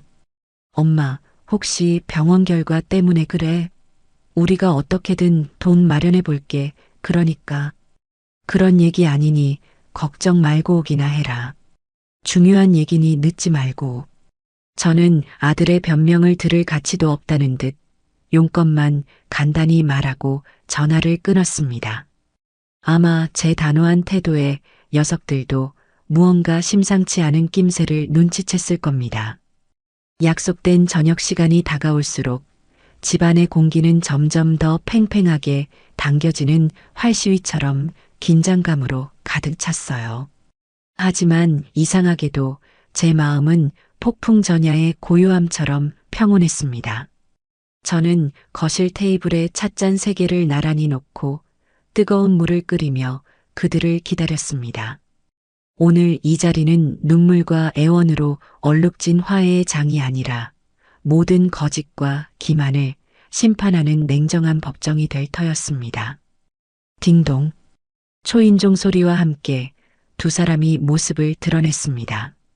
성규는 안절부절 못하는 표정으로 제 눈치를 살폈고 보라는 무슨 생각을 하는지 알 수 없는 미소를 얼굴에 걸친 채 제게 과일 바구니를 내밀었어요. 어머니, 저희 왔어요. 몸은 좀 어떠세요? 저는 그들이 내민 과일 바구니는 쳐다보지도 않고 소파를 가리켰습니다. 거기 앉거라. 제 싸늘한 태도에 두 사람의 얼굴에 당황한 기색이 스쳤습니다. 그들은 마지못해 소파에 나란히 앉았고 저는 그들 맞은편 1인용 소파에 허리를 꼿꼿이 세우고 앉았습니다. 거실에는 무거운 침묵이 흘렀어요. 먼저 침묵을 깬 것은 보라였습니다. 어머니, 무슨 안 좋은 일 있으세요? 표정이 너무 안 좋으셔서. 혹시 저희 때문에 뭐 속상한 일이라도. 속상한 일이라. 그래, 있단다. 아주 많지. 저는 테이블 위에 놓인 제 휴대폰을 들어 올렸습니다. 그리고는 재생 버튼을 눌렀어요. 거실에는 며칠 전 제가 암에 걸렸다고 거짓말을 했을 때 아들과 나누었던 통화 내용이 울려 퍼지기 시작했습니다. 엄마가 지금 사는 집을 담보로 대출을 좀 알아보는 건 어때? 그게 가장 빠른 방법일 것 같아. 성규의 얼굴이 하얗게 질려갔습니다. 보라는 애써 태어난 척했지만 불안하게 떨리는 눈동자까지는 감추지 못했어요. 하지만 이건 시작에 불과했습니다. 저는 곧바로 이어서 그들이 나눴던 대화 내용이 담긴 녹음 파일을 재생했습니다. 여보, 절대 돈 보내주면 안 돼. 지금 돈 보내주면 나중에 저 할망구 죽고 나서도 그 돈 우리 몫에서 깎이는 거 알지. 그러다 잘못돼서 죽으면 그 아파트도 자연스럽게 우리 차지가 되는 거고. 며느리의 잔인한 목소리가 스피커를 통해 흘러나오는 순간 보라의 얼굴에서 미소가 완전히 사라졌습니다. 그녀는 사색이 되어 저와 휴대폰을 번갈아 쳐다보며 소리쳤어요. 이게 뭐예요? 사람 말을 이렇게 몰래 녹음하는 게 어디 있어요? 이건 불법이에요, 어머니. 불법? 내가 내 아들과 통화한 내용을 녹음한 것이 불법이더냐? 정녕 불법이 무엇인지, 법이 누구를 심판하게 될지는 이제부터 차차 알게 되겠지. 성규는 이제 고개도 들지 못한 채 두 손으로 얼굴을 감싸 쥐었습니다. 저는 그들에게 잠시 숨 돌릴 틈도 주지 않았어요. 이번에는 휴대폰을 거실의 큰 텔레비전 화면과 연결했습니다. 그리고 다음 파일을 재생했죠. 화면에 나타난 것은 며칠 전 아들네 아파트 17층 복도의 CCTV 영상이었습니다. 화면 속에 보라는 제가 건넨 보온병을 들고 나와 경멸스러운 표정으로 음식물 쓰레기통에 처박아 버리고 있었습니다. 심지어 재수 없어라고 중얼거리는 입모양까지 선명하게 보였죠. 보라는 화면 속 자신의 모습을 보고는 이제 할 말을 완전히 잃은 듯 입만 뻐끔거렸습니다. 그녀의 얼굴은 하얀색을 넘어 이제 푸른빛마저 띠고 있었어요. 보라야, 내가 해산물 알레르기가 있어서 내 미역국을 못 먹었다고 했었지. 그런데 영상을 보니 너는 국을 먹고 알레르기가 생긴 게 아니라 아예 입에도 대지 않고 쓰레기통에 버렸더구나. 심지어 나를 할망구라고 칭하며 내가 빨리 죽기만을 바란다고도 했지. 내가 뭘 그렇게 잘못했기에 너희는 내 정성을 그렇게 짓밟고 내 죽음까지 바라는 것이냐. 제 목소리는 분노로 떨렸지만 저는 끝까지 평정심을 잃지 않았습니다. 보라는 그제야 정신이 들었는지 소파에서 벌떡 일어나 제 앞에 무릎을 꿇었어요. 어머니, 제가 정말 죽을 죄를 지었어요.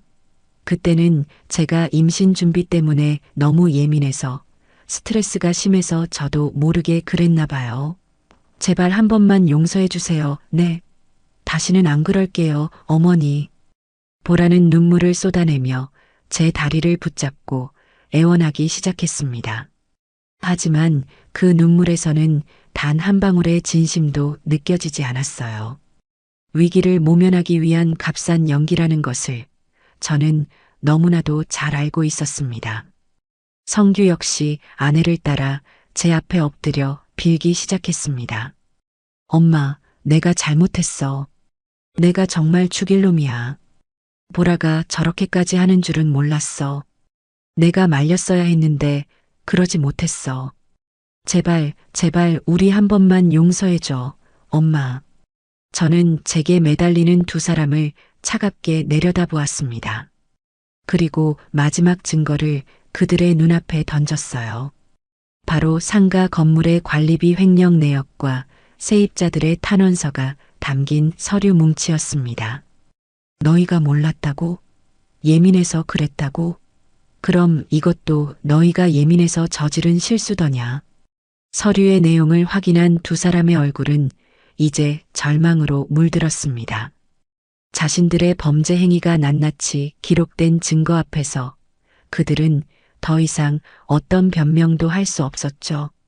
너희는 지난 5년간 내 피와 땀이 깃든 그 건물에서 나오는 돈으로 명품을 사고 외제차를 굴리며 호의호식해왔다. 그러면서도 성실한 세입자들을 내쫓고 그들의 고열을 빨아 너희의 배를 채웠지. 심지어 아픈 어미의 수술비는 외면한 채 내가 죽고 나면 차지하게 될 아파트까지 계산하고 있었더구나. 저는 자리에서 일어났습니다. 그리고 제 앞에 엎드려 있는 두 사람에게 제 인생을 건 최후 통첩을 날렸습니다. 오늘부로 너희는 더 이상 내 아들도 며느리도 아니다. 제 단호한 선언에 성규는 고개를 들고 저를 바라보았습니다. 그의 눈에는 두려움과 절망이 가득했어요. 엄마, 제발, 제발 그런 말 하지 마. 우리가 다 잘못했어. 시키는 대로 다 할게. 응? 제발 우리 버리지 마, 엄마. 이미 늦었다. 너희는 너희 스스로 가족이기를 포기했다. 나는 이제 너희에게 주었던 모든 것을 되찾아올 것이다.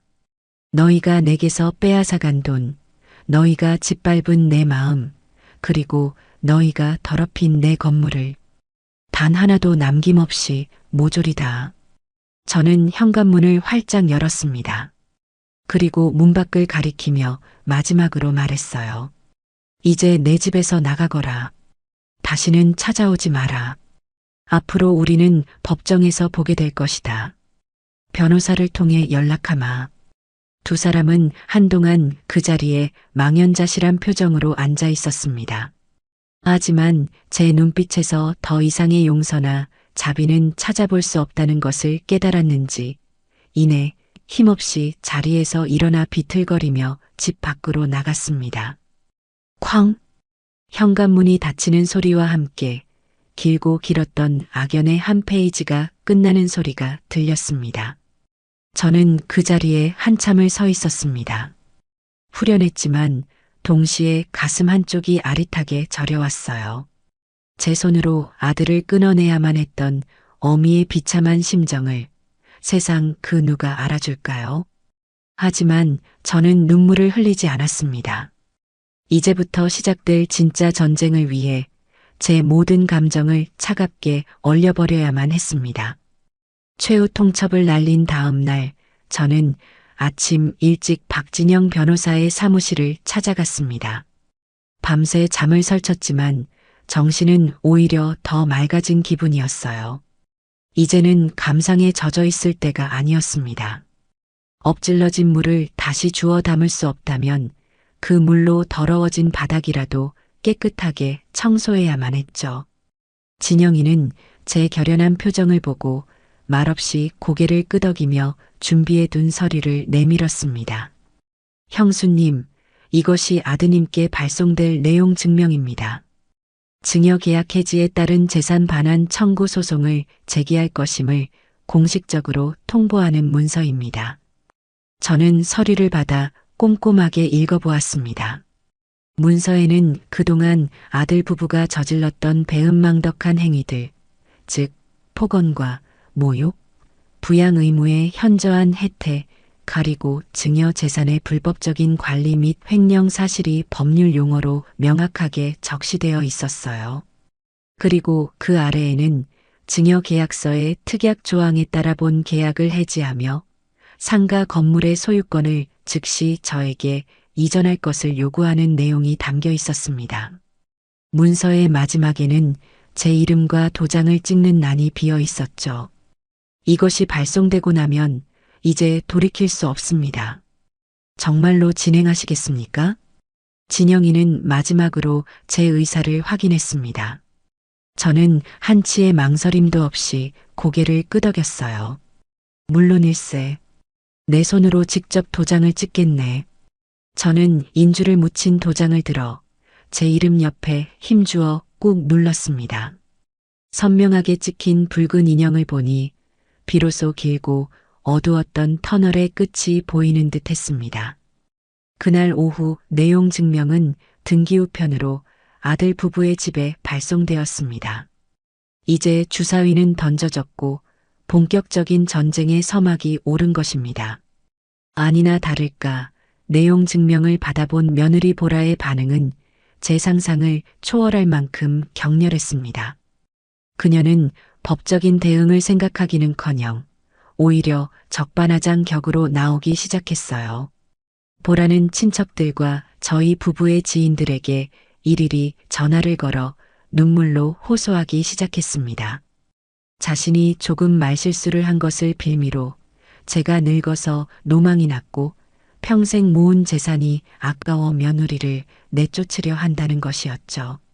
심지어 제가 아들 성규를 못난 놈 취급하며 평생 가스라이팅을 해왔고 자신은 그런 시어머니 밑에서 5년간 참고 살아온 불쌍한 피해자라고 떠들어댔습니다.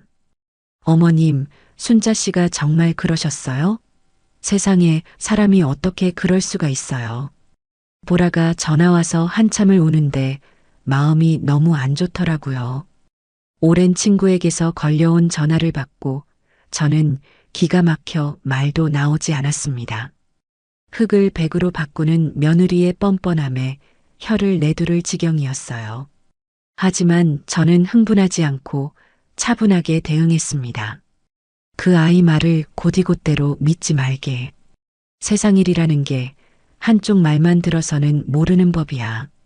조만간 모든 진실이 밝혀질 테니 그때까지만 지켜봐 주게. 다행히 저를 오랫동안 알아온 대부분의 지인들은 보라의 말을 전적으로 믿지는 않는 눈치였습니다. 오히려 평생을 아들 하나만 보고 살아온 저의 성품을 알기에 그럴 리가 없다며 저를 위로해 주었죠. 하지만 몇몇 귀가 얇은 사람들은 보라의 연기에 완전히 속아 넘어가 저를 파렴치한 시어머니로 몰아세우기도 했습니다. 순식간에 저는 주변 사람들의 입방아에 오르내리는 신세가 되었어요. 억울하고 분했지만 저는 일일이 해명하며 감정을 소모하지 않았습니다. 진실은 결국 법정에서 가려질 테니까요. 보라의 여론전이 계속되는 동안 저는 제 편을 들어줄 든든한 아군을 얻게 되었습니다. 바로 상가 건물의 세입자들이었습니다. 박 변호사를 통해 제가 건물 소유권을 되찾기 위한 소송을 시작했다는 소식이 전해지자 그동안 아들 부부의 갑질에 시달려왔던 세입자들이 저를 돕겠다며 발벗고 나선 것입니다. 어느 날 오후 제 집으로 상가 1층에서 작은 빵집을 운영하는 부부가 찾아왔습니다. 그들은 제 남편이 살아있을 때부터 20년 넘게 그 자리에서 장사를 해온 저와도 각별한 사이였죠. 형수님, 저희가 다 들었습니다. 그동안 얼마나 마음고생이 심하셨어요. 빵집 아주머니는 제 손을 잡고 눈물을 글썽였습니다. 저희가 그동안 성규 도련님, 아니 김성규 씨 때문에 얼마나 힘들었는지 모릅니다. 툭하면 찾아와서 가게 인테리어가 촌스럽다며 트집을 잡고 월세를 2배로 올려달라고 협박하는 통에 가게를 접어야 하나 수십 번도 더 고민했어요. 형수님께서 물려주신 건물이라 차마 떠나지도 못하고 끙끙 앓기만 했습니다.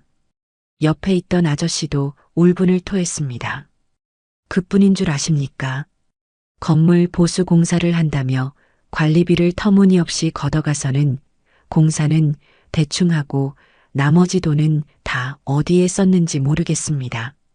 저희가 항의라도 할라치면 당장 가게 빼고 싶냐며 오히려 큰 소리를 치는데 힘없는 저희가 어떻게 당해냅니까?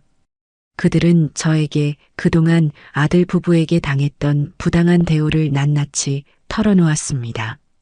그리고는 자신들이 모아두었다는 증거 자료들을 내밀었어요. 그 안에는 아들이 폭언을 하는 음성이 담긴 녹음 파일, 부당하게 인상된 관리비 고지서, 그리고 다른 세입자들이 자필로 작성한 피해 사실 확인서까지 들어 있었습니다. 형수님, 저희 세입자 일동은 형수님께서 이 소송에서 반드시 이기시길 바랍니다.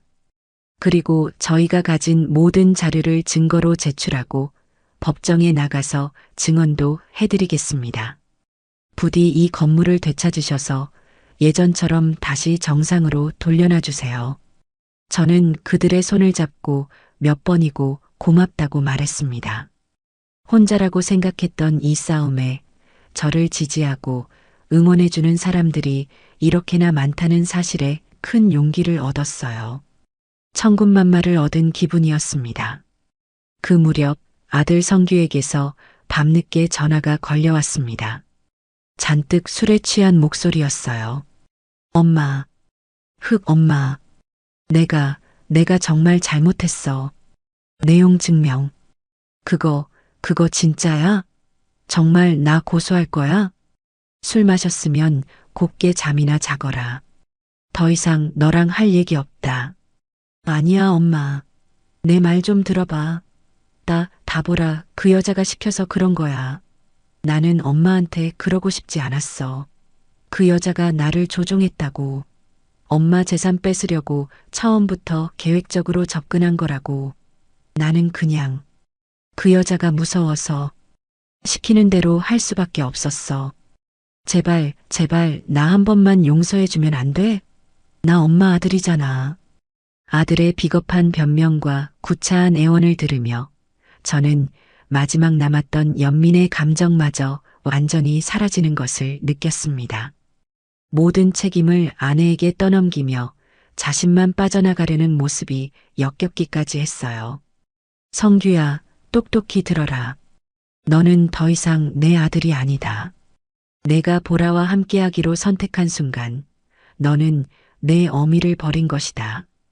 이제 와서 피해자인 척하지 마라. 너는 방관자가 아니라 명백한 공범이니까. 앞으로는 나한테 직접 연락하지 말고 모든 이야기는 너의 변호사를 통해서 그리고 내 변호사와 하도록 해라.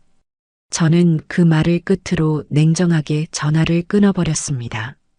이제 그 어떤 눈물과 호소에도 제 마음은 흔들리지 않을 겁니다.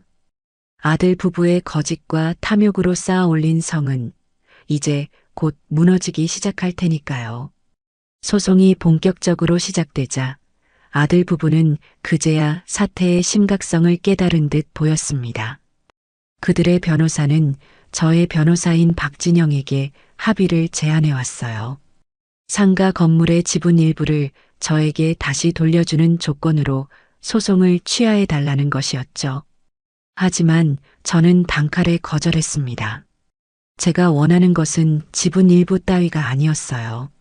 저는 제가 주었던 모든 것, 그 전부를 되찾아와야만 했습니다. 법정 밖에서의 합의가 무산되자 궁지에 몰린 아들 부부는 마지막 수단으로 저의 감정에 호소하는 작전을 들고 나왔습니다. 어느 주말 저녁 그들은 예고도 없이 저희 집으로 들이닥쳤어요. 인터폰 화면에 비친 두 사람의 모습을 보고 저는 문을 열어줄까 잠시 망설였지만 이 또한 그들의 위선적인 행동을 기록으로 남길 좋은 기회라는 생각이 들었습니다. 저는 거실에 설치해둔 소형 녹화 카메라의 전원을 켜고 현관문을 열어주었습니다. 두 사람의 행색은 가관이었습니다. 성규는 며칠 동안 제대로 씻지도 못한 듯 꾀죄죄한 모습이었고 보라는 값비싼 명품 옷 대신 수수한 옷차림에 화장기 없는 얼굴을 하고 있었죠. 그들의 손에는 제가 평소 좋아하던 고급 한과 세트와 값비싼 영양제 상자가 들려 있었습니다. 문이 열리자마자 두 사람은 약속이라도 한 듯 그 자리에 털썩 무릎을 꿇었습니다. 어머니, 저희가 정말 죽을 죄를 지었습니다. 제발 저희를 용서해 주세요. 보라는 바닥에 엎드려 서럽게 울기 시작했습니다. 하지만 눈물만 흘릴 뿐 그녀의 눈에는 조금의 반성도 보이지 않았어요. 오직 이 상황을 어떻게든 모면하려는 계산적인 생각만이 가득해 보였습니다. 제가 정말 미쳤었나 봐요. 어머니의 그 깊은 마음도 모르고 철없이 행동했어요. 그 미역국, 사실은 너무 감사해서 눈물이 날 것 같았는데, 제 자존심 때문에 괜히 요즘 젊은 사람들은 안 그런다는 식으로 틱틱거렸어요. 제가 정말 잘못했어요, 어머니. 기가 막혔습니다. CCTV 영상이라는 명백한 증거가 있는데도 이제 와서 말을 바꾸며 저를 기만하려 드는 모습에 헛웃음이 나왔어요. 성규 역시 아내의 연기에 장단을 맞추었습니다. 엄마, 내가 보라를 잘못 가르쳤어. 다 내 잘못이야. 엄마 마음 아프게 한 거 1000번 만번이라도 사죄할게. 그러니까 제발 소송만은 거두어줘. 이렇게 동네 사람들 다 보는 데서 무릎까지 꿇었잖아. 우리 체면도 좀 세워줘, 엄마. 응? 체면이라. 자신들의 어미를 할망구라칭하며 죽기를 바랐던 자들이 이제 와서 체면을 운운하는 모습이 가소롭기 짝이 없었습니다. 저는 차가운 눈으로 그들을 내려다보며 말했어요. 일어나거라. 너희의 그 값싼 연기는 이제 지겹구나. 너희가 진정으로 두려워하는 것은 너희가 저지른 잘못에 대한 뉘우침이 아니라 모든 것을 잃게 될지도 모른다는 공포뿐이겠지. 제 말에 두 사람의 울음소리가 순간 멎었습니다.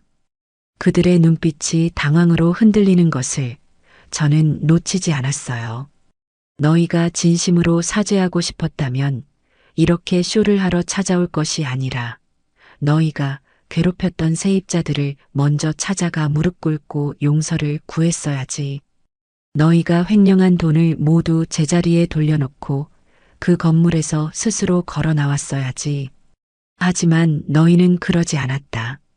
너희는 끝까지 너희의 이익만을 생각하고 있을 뿐이야. 어머니, 그게 아니고요. 저희는 정말 더 이상 듣고 싶지 않다. 돌아가거라. 그리고 다시는 내 눈앞에 나타나지 마라.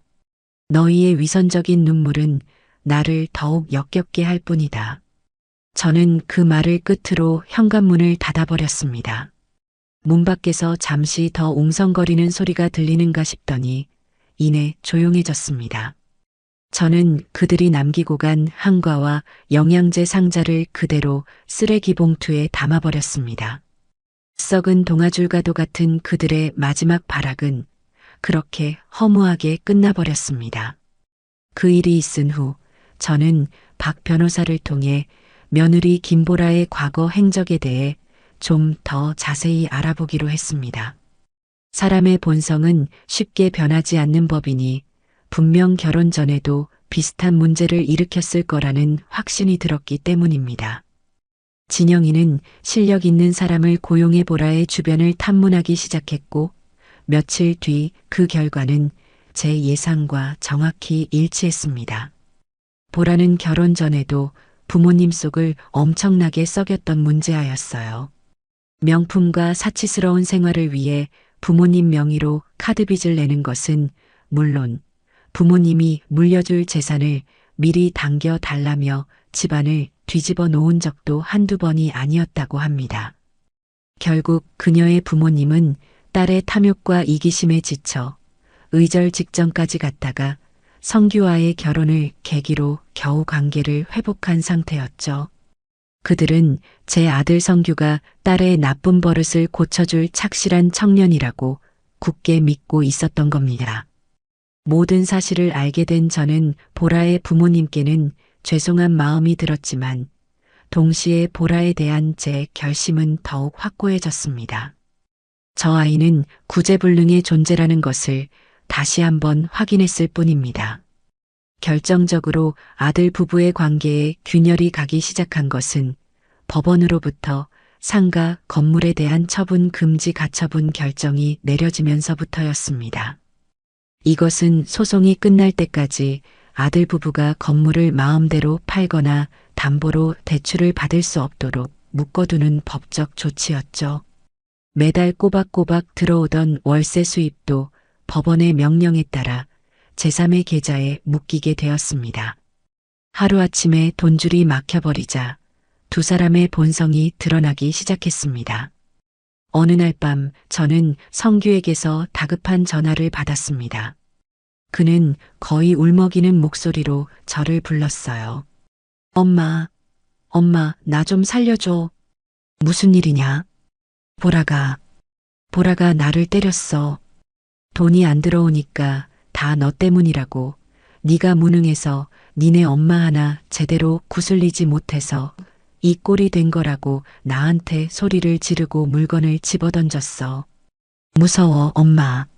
나 저 여자랑 더는 못 살겠어. 수화기 너머로 성규의 흐느낌과 함께 이 새끼가 지금 누구한테 일러 바치고 있어. 라며 악을 쓰는 보라의 목소리가 희미하게 들려왔습니다. 저는 조용히 눈을 감았습니다. 올 것이 왔구나 싶었어요. 성규야, 내가 마지막으로 기회를 주마. 내가 살고 싶다면 내일 변호사 사무실로 혼자 찾아오너라.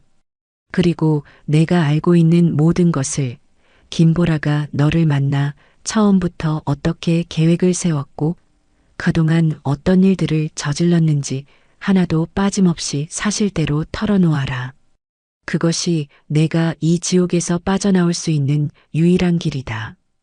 다음 날 약속된 시간에 박진영 변호사의 사무실에 나타난 성규의 모습은 처참했습니다. 얼굴에는 긁힌 상처가 나 있었고 눈은 퀭했으며 온몸은 겁에 질린 사람처럼 미세하게 떨리고 있었죠. 그는 저와 박 변호사 앞에서 지난 5년간의 진실을 마침내 털어놓기 시작했습니다. 보라는 처음부터 제 재산을 노리고 성규에게 의도적으로 접근했던 것이었습니다.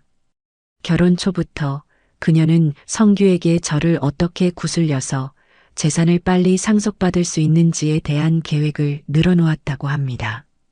늙은이들은 오래 붙들고 있으면 귀찮아지니 초반에 확실하게 받아내야 한다. 아프다고 앓는 소리를 해서 동정심을 유발해라. 등 입에 담기조차 끔찍한 말들을 서슴지 않았다고 해요. 성규는 처음에는 그런 보라의 모습에 반발했지만 그때마다 보라는 이혼을 무기 삼아 그를 협박했고 성규는 결국 아내의 탐욕에 굴복하여 꼭두각시처럼 그녀가 시키는 대로 행동할 수밖에 없었다는 것이었습니다. 아들의 길고 긴 자백을 들으며 제 마음은 분노를 넘어 깊은 슬픔에 잠겼습니다. 제 아들이 저렇게까지 망가져버린 것을 어미인 저는 왜 더 일찍 알아채지 못했을까요? 하지만 이제 와서 후회한들 무슨 소용이 있겠습니까? 성규의 자백은 모두 녹음되었고 소송을 승리로 이끌 가장 결정적인 증거가 될 터였습니다. 거짓으로 쌓아 올린 그들의 성은 이제 완벽하게 무너져 내리고 있었습니다. 드디어 심판의 날이 밝았습니다. 재판이 열리는 날 아침, 저는 그 어느 때보다도 일찍 잠에서 깼습니다. 창밖은 아직 동이 트지 않아 짙은 남색이었지만 제 정신은 맑게 깨어 있었어요. 지난 몇 달간의 길고 긴 싸움을 끝내는 날이라고 생각하니 긴장감보다는 오히려 비장한 각오가 제 온몸을 감쌌습니다. 저는 옷장 가장 깊숙한 곳에서 남편이 살아생전 제게 선물해준 짙은 회색의 정장을 꺼내 입었습니다. 화려하지는 않지만 단정하고 위험 있는 옷이었죠. 이 옷은 오늘 법정에서 저의 갑옷이 되어줄 터였습니다. 법원으로 향하기 전 박진영 변호사의 사무실에 먼저 들렀습니다. 진영이는 이미 나와 저를 기다리고 있었어요. 그의 눈빛은 그 어느 때보다도 진중하고 믿음직스러웠습니다. 형수님, 오늘 법정에 들어가시면 무슨 일이 있어도 절대 감정적으로 동요하시면 안 됩니다. 저쪽에서는 분명 형수님을 자극해서 이성을 잃게 만들려고 할 겁니다. 그저 굳건한 표정으로 저만 믿고 앉아 계시면 됩니다. 나머지는 제가 전부 알아서 하겠습니다. 알고 있네, 박 변호사. 걱정 말게. 나는 오늘 내 아들과 며느리를 만나러 가는 것이 아닐세. 내 인생을 좀먹던 악연을 끊어내러 가는 것이니 더는 마음 아플 것도 흔들릴 것도 없어. 제 단호한 대답에 진영이는 안심한 듯 희미하게 미소를 지었습니다. 우리는 함께 법원으로 향했습니다. 법원 복도는 이른 아침부터 재판을 기다리는 사람들로 북적였어요. 저는 그 인파를 뚫고 우리가 배정받은 법정의 문 앞에 섰습니다. 잠시 숨을 고르고 안으로 들어서자 차갑고 엄숙한 공기가 제 피부에 와 닿았습니다. 방청석 한쪽에는 이미 아들 성규와 며느리 보라, 그리고 그들의 변호사가 앉아 있었어요.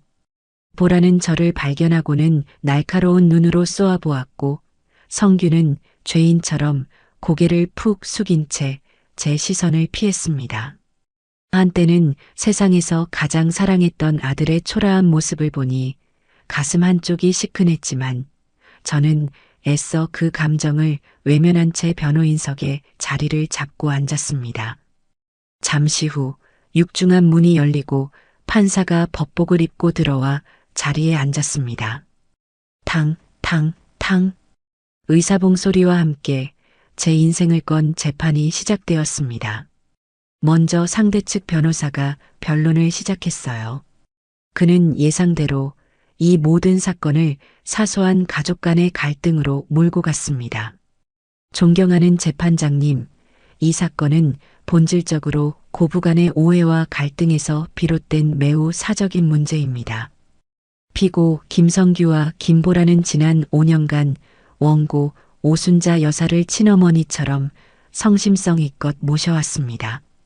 하지만 연로하신 원고께서 사소한 말실수와 오해를 침소봉대하여 젊은 부부의 전 재산을 빼앗으려 하는 매우 안타까운 상황입니다. 그는 보라가 미역국을 버린 것은 사실이지만 그것은 임신 준비로 인한 스트레스와 예민함 때문이었으며 나중에 몇 번이고 사죄했음에도 불구하고 원고가 이를 받아주지 않았다고 주장했습니다. 또한 건물 관리비 횡령 의혹에 대해서는 회계 처리에 있어 다소 미숙한 점은 있었으나 개인적인 유용을 위한 고의적인 횡령은 결코 아니었다고 발뺌했어요. 그의 말을 듣고 있는 보라는 어느새 눈시울을 붉히며 손수건으로 눈가를 찍어내는 연기를 하고 있었습니다. 저는 기가 막혔지만 입술을 굳게 다문 채 정면만 응시했습니다. 상대 측의 거짓말 퍼레이드가 끝나자 드디어 박진영 변호사가 자리에서 일어났습니다. 그의 목소리는 낮고 차분했지만 법정 안의 모든 사람을 집중시키는 힘이 있었어요. 존경하는 재판장님, 지금부터 저희는 상대 측의 주장이 얼마나 허구와 위선으로 가득 차 있는지 명백한 증거를 통해 하나씩 입증해 보이겠습니다. 이것은 결코 사소한 가족 갈등이 아닙니다. 이것은 자식의 도리를 저버리고 부모의 재산을 탐한 용서받을 수 없는 배은망덕의 문제입니다. 진영이는 가장 먼저 상가 건물 세입자들의 탄원서와 그들이 제출한 증거 자료들을 재판부에 제출했습니다. 수십 명의 세입자들이 자필로 작성한 피해 사실 확인서와 성규가 그들에게 폭언을 퍼붓는 내용이 담긴 녹음 파일이 공개되자 방청석이 술렁이기 시작했어요. 상대 측 변호사의 얼굴이 조금씩 굳어갔습니다. 다음 증거입니다. 진영이는 법정의 대형 스크린에 CCTV 영상을 재생했습니다. 화면에는 보라가 제 정성이 담긴 미역국을 음식물 쓰레기통에 처박는 장면이 선명하게 나타났습니다. 재수 없어라고 중얼거리는 그녀의 입모양까지 클로즈업 되자 보라는 비명에 가까운 소리를 내며 고개를 숙였습니다. 존경하는 재판장님, 이것이 과연 임신 준비 스트레스로 인한 단순한 실수로 보이십니까? 영상 속 피고 김보라의 표정에서는 시어머니의 정성에 대한 감사함은커녕 깊은 경멸과 혐오만이 느껴질 뿐입니다. 판사의 미간이 미세하게 찌푸려졌습니다. 진영이는 멈추지 않고 다음 증거를 꺼내 들었어요. 바로 제가 암에 걸렸다고 거짓말을 한 뒤 아들 부부가 나누었던 대화가 담긴 녹음 파일이었습니다. 절대 돈 보내주면 안 돼. 그러다 잘못돼서 죽으면 그 아파트도 자연스럽게 우리 차지가 되는 거고. 며느리의 끔찍한 목소리가 법정 안에 울려 퍼지자 방청석에서는 경악의 탄식이 터져 나왔습니다. 보라는 자리에서 벌떡 일어나 아니야. 저건 다 조작된 거야. 라고 소리쳤지만 판사의 엄한 제지에 다시 자리에 주저앉고 말았어요. 그녀의 얼굴은 이제 핏기 하나 없이 새하얗게 질려 있었습니다. 그리고 마침내 박 변호사는 마지막 카드를 꺼내 들었습니다. 존경하는 재판장님, 마지막으로 피고 김성규의 자백이 담긴 녹음 파일을 증거로 제출합니다. 이 녹음에는 피고 김보라가 처음부터 원고의 재산을 노리고 계획적으로 아들에게 접근했으며 결혼 생활 내내 아들을 조종하고 협박하여 원고를 기만해왔다는 모든 진실이 담겨 있습니다. 성규의 목소리가 스피커를 통해 흘러나왔습니다. 아내의 모든 악행을 낱낱이 고백하며 자신을 살려달라고 애원하는 아들의 비참한 목소리. 성규는 자신의 목소리를 들으며 더 이상 버티지 못하고 오열하기 시작했습니다. 그 순간 이 재판의 승패는 이미 결정된 것이나 다름없었어요. 모든 증거 제출이 끝나고 판사는 한동안 무거운 침묵 속에서 서류를 검토했습니다. 그리고 마침내 자리에서 일어나 판결문을 읽어 내려가기 시작했어요. 그의 목소리는 법정 전체를 울릴 만큼 엄하고 단호했습니다.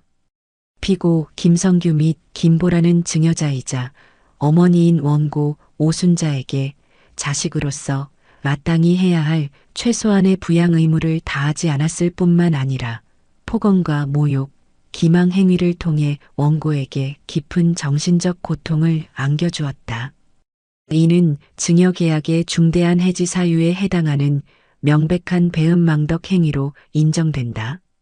판사는 잠시 저와 아들 부부를 번갈아 쳐다본 뒤 마지막 판결을 내렸습니다. 이에 재판부는 원고 오순자와 피고 김성규 사이에 5년 전 체결된 상가 건물 증여 계약이 무효임을 선언한다. 피고 김성규는 즉시 해당 건물의 소유권을 원고 오순자에게 이전하고 소송 기간 발생한 모든 비용은 피고들이 부담할 것을 명한다. 탕탕탕. 의사봉 소리가 제 승리를 알리는 축포처럼 법정 안에 울려 퍼졌습니다. 그 순간 보라는 말도 안 돼. 이건 무효야. 라고 악을 쓰며 실신하듯 바닥에 주저앉았고 성규는 아이처럼 큰 소리로 울부짖었습니다. 저는 그들의 비참한 마지막 모습을 아무런 감정 없이 지켜보았습니다. 그리고 조용히 자리에서 일어나 저를 향해 미소 짓는 박진영 변호사에게 가볍게 고개를 숙여 보였어요. 법정의 문을 열고 밖으로 나오자 눈부신 햇살이 제 얼굴 위로 쏟아져 내렸습니다. 길고 어두웠던 터널을 지나 마침내 광명을 되찾은 기분이었습니다. 제 손에는 빼앗겼던 제 인생의 소유권 문서가 다시 들려 있었고 제 마음에는 그 무엇과도 바꿀 수 없는 해방감이 가득했습니다. 모든 것이 끝났고 이제 모든 것이 새로 시작될 터였습니다. 법원의 판결이 내려진 며칠 뒤 저는 박진영 변호사와 새로운 건물 관리인과 함께 5년 만에 제 건물로 돌아왔습니다. 상가 건물 등기부등본에는 다시 제 이름 석자가 선명하게 새겨져 있었죠. 건물의 공식적인 주인이 되어 돌아온 감회는 남달랐습니다. 하지만 동시에 아들 녀석이 그동안 건물을 얼마나 엉망으로 관리했는지를 직접 확인하게 되니 속에서 천불이 났어요. 건물 외벽에는 금이 가 있었고 복도에는 불이 나간 전구들이 그대로 방치되어 있었으며 화장실에서는 악취가 진동을 했습니다. 세입자들의 월세와 관리비는 꼬박꼬박 걷어가면서 정작 건물 유지 보수에는 돈 한 푼 쓰지 않은 것이 분명했습니다. 저는 가장 먼저 건물 전체의 세입자들을 소집하여 긴급회의를 열었습니다. 회의실에 모인 세입자들의 얼굴에는 그동안의 고통과 불안감, 그리고 새로운 기대감이 뒤섞여 있었어요. 저는 그들 앞에 서서 깊이 고개를 숙였습니다. 여러분, 그동안 제 아들과 며느리 때문에 얼마나 마음고생이 심하셨습니까? 이 건물의 원주인으로서 제 자식들을 제대로 가르치지 못한 불찰에 대해 진심으로 사죄드립니다. 정말 죄송합니다. 제 진심 어린 사과에 회의실 안은 순간 정적이 흘렀습니다. 잠시 후 한쪽에서 박수 소리가 터져 나왔고 이내 모든 세입자들이 저를 향해 따뜻한 격려의 박수를 보내주었습니다. 저는 감격스러운 마음을 안고 앞으로의 건물 운영 계획에 대해 설명했어요. 오늘부로 여러분들께 부당하게 인상되었던 월세는 모두 2년 전 수준으로 다시 원상복구하겠습니다. 또한 그동안 밀렸던 건물 보수 공사를 즉시 시작하여 여러분들이 쾌적하고 안전한 환경에서 장사하실 수 있도록 최선을 다하겠습니다. 앞으로는 저 오순자가 여러분들의 고충을 직접 듣고 해결해 나갈 것을 약속드립니다. 제 발표가 끝나자 세입자들은 환호성을 지르며 기뻐했습니다. 특히 1층에서 빵집을 운영하던 부부는 눈물을 글썽이며 제게 다가와 손을 잡았어요. 형수님, 정말 감사합니다. 이제야 두 발 뻗고 잠을 잘 수 있겠네요. 형수님께서 돌아오셨으니 우리 상가도 다시 예전처럼 활기를 되찾게 될 겁니다. 그들의 진심 어린 환영을 받으며 저는 깨달았습니다. 진정한 재산은 건물이 아니라 그 안에서 함께 살아가는 사람들이라는 것을요. 아들 부부는 결코 이해하지 못했던 가치였습니다. 그날 이후 저는 매일같이 건물에 출근하다시피 하며 엉망이 된 건물을 하나씩 바로잡아 나갔습니다. 낡은 시설을 교체하고 더러운 곳을 청소하며 세입자들의 민원을 해결해 주느라 몸은 고됐지만 마음만은 날아갈 듯이 기뻤어요. 제 손으로 제 것을 다시 일궈나가는 보람과 성취감은 그 무엇과도 바꿀 수 없는 것이었습니다. 얼마 지나지 않아 아들 부부가 결국 이혼했다는 소식이 들려왔습니다. 모든 재산을 잃고 빈털터리가 되자 두 사람의 관계도 끝이 난 모양이었습니다. 보라는 위자료 한 푼 받지 못하고 쫓겨났다고 했어요. 어느 날 저녁 보라가 예고도 없이 저를 찾아왔습니다. 한때는 명품으로 온몸을 휘감고 다니던 그녀는 초라하고 낡은 옷차림의 얼굴은 절망으로 헬쑥해져 있었죠. 어머니, 저 좀 살려주세요. 제가 정말 잘못했어요. 성규 씨랑도 헤어지고 지금 당장 길거리에 나앉게 생겼어요. 갈 곳이 없어요. 제발 예전에 저를 예뻐해 주셨던 마음으로 단돈 얼마라도 좋으니 저 좀 도와주세요. 그녀는 제 앞에서 구차하게 애원했습니다. 하지만 제 마음은 얼음처럼 차가워져 조금의 동정심도 잃지 않았어요. 내가 너를 왜 도와주어야 하지? 너는 내게 할망구라며 빨리 죽기를 바랐고 내 아들을 조종하여 내 모든 것을 빼앗으려 했던 사람이다. 너의 그 불행은 모두 너 스스로가 자초한 일이다. 그러니 그 책임 또한 온전히 너 혼자 짊어져야 할 것이다. 어머니, 그리고 다시는 나를 어머니라고 부르지 마라.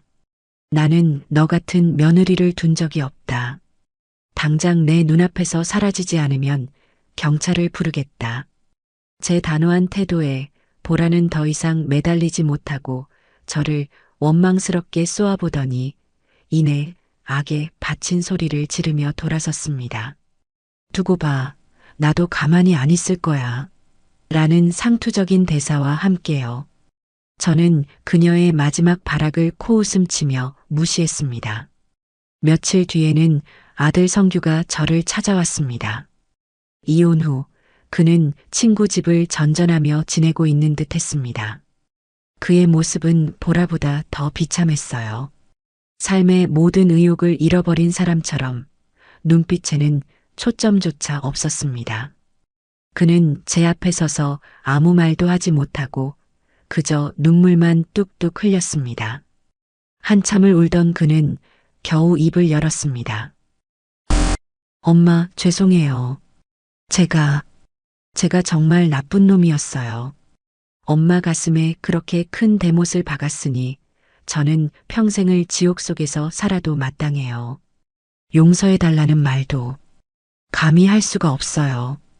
저는 말없이 아들을 바라보았습니다. 그의 눈물에서 처음으로 희미한 진심이 느껴졌어요. 하지만 그렇다고 해서 이미 엎질러진 물을 다시 주워 담을 수는 없는 노릇이었습니다. 성규야, 너는 나에게서 많은 것을 잃었다. 돈과 집, 그리고 내 어미까지도. 하지만 동시에 너는 새로운 것을 얻을 기회를 얻었다. 그게 무슨 말씀이세요? 너는 이제 누구의 아들, 누구의 남편에게도 기댈 수 없는 완전한 혼자가 되었다. 이제부터는 너의 두 발로, 너의 힘으로, 너의 인생을 처음부터 다시 살아봐야 한다는 뜻이다. 어쩌면 그것이 내가 너에게 줄 수 있는 마지막 선물이자 가장 가혹한 벌일지도 모르지. 저는 미리 준비해둔 봉투를 그에게 건넸습니다. 그 안에는 약간의 현금과 작은 원룸을 구할 수 있는 보증금이 들어 있었어요. 이것이 내가 너에게 주는 마지막이다. 이걸 미천 삼아 땀 흘려 일하고 정직하게 돈을 벌고 내 힘으로 밥을 먹고 잠을 자는 평범한 사람의 삶을 살아보거라. 다시는 나를 찾아오지 마라. 하지만 만약 언젠가 내가 정말로 떳떳하고 성실한 사람으로 다시 태어난다면 그때는 멀리서나마 내가 잘 살고 있는지 지켜봐 주마. 성규는 제가 건넨 봉투를 받아들고 한참 동안 오열했습니다. 그리고는 제게 큰 절을 올리고 말없이 돌아섰습니다. 멀어져가는 아들의 뒷모습을 보며 제 눈가에도 뜨거운 눈물이 흘러내렸습니다. 자식을 가슴에서 도려내는 어미의 심정은 겪어보지 않은 사람은 결코 모를 겁니다. 하지만 저는 후회하지 않았어요. 이것이 저와 제 아들 모두에게 최선의 길이라는 것을 저는 믿어 의심치 않았습니다.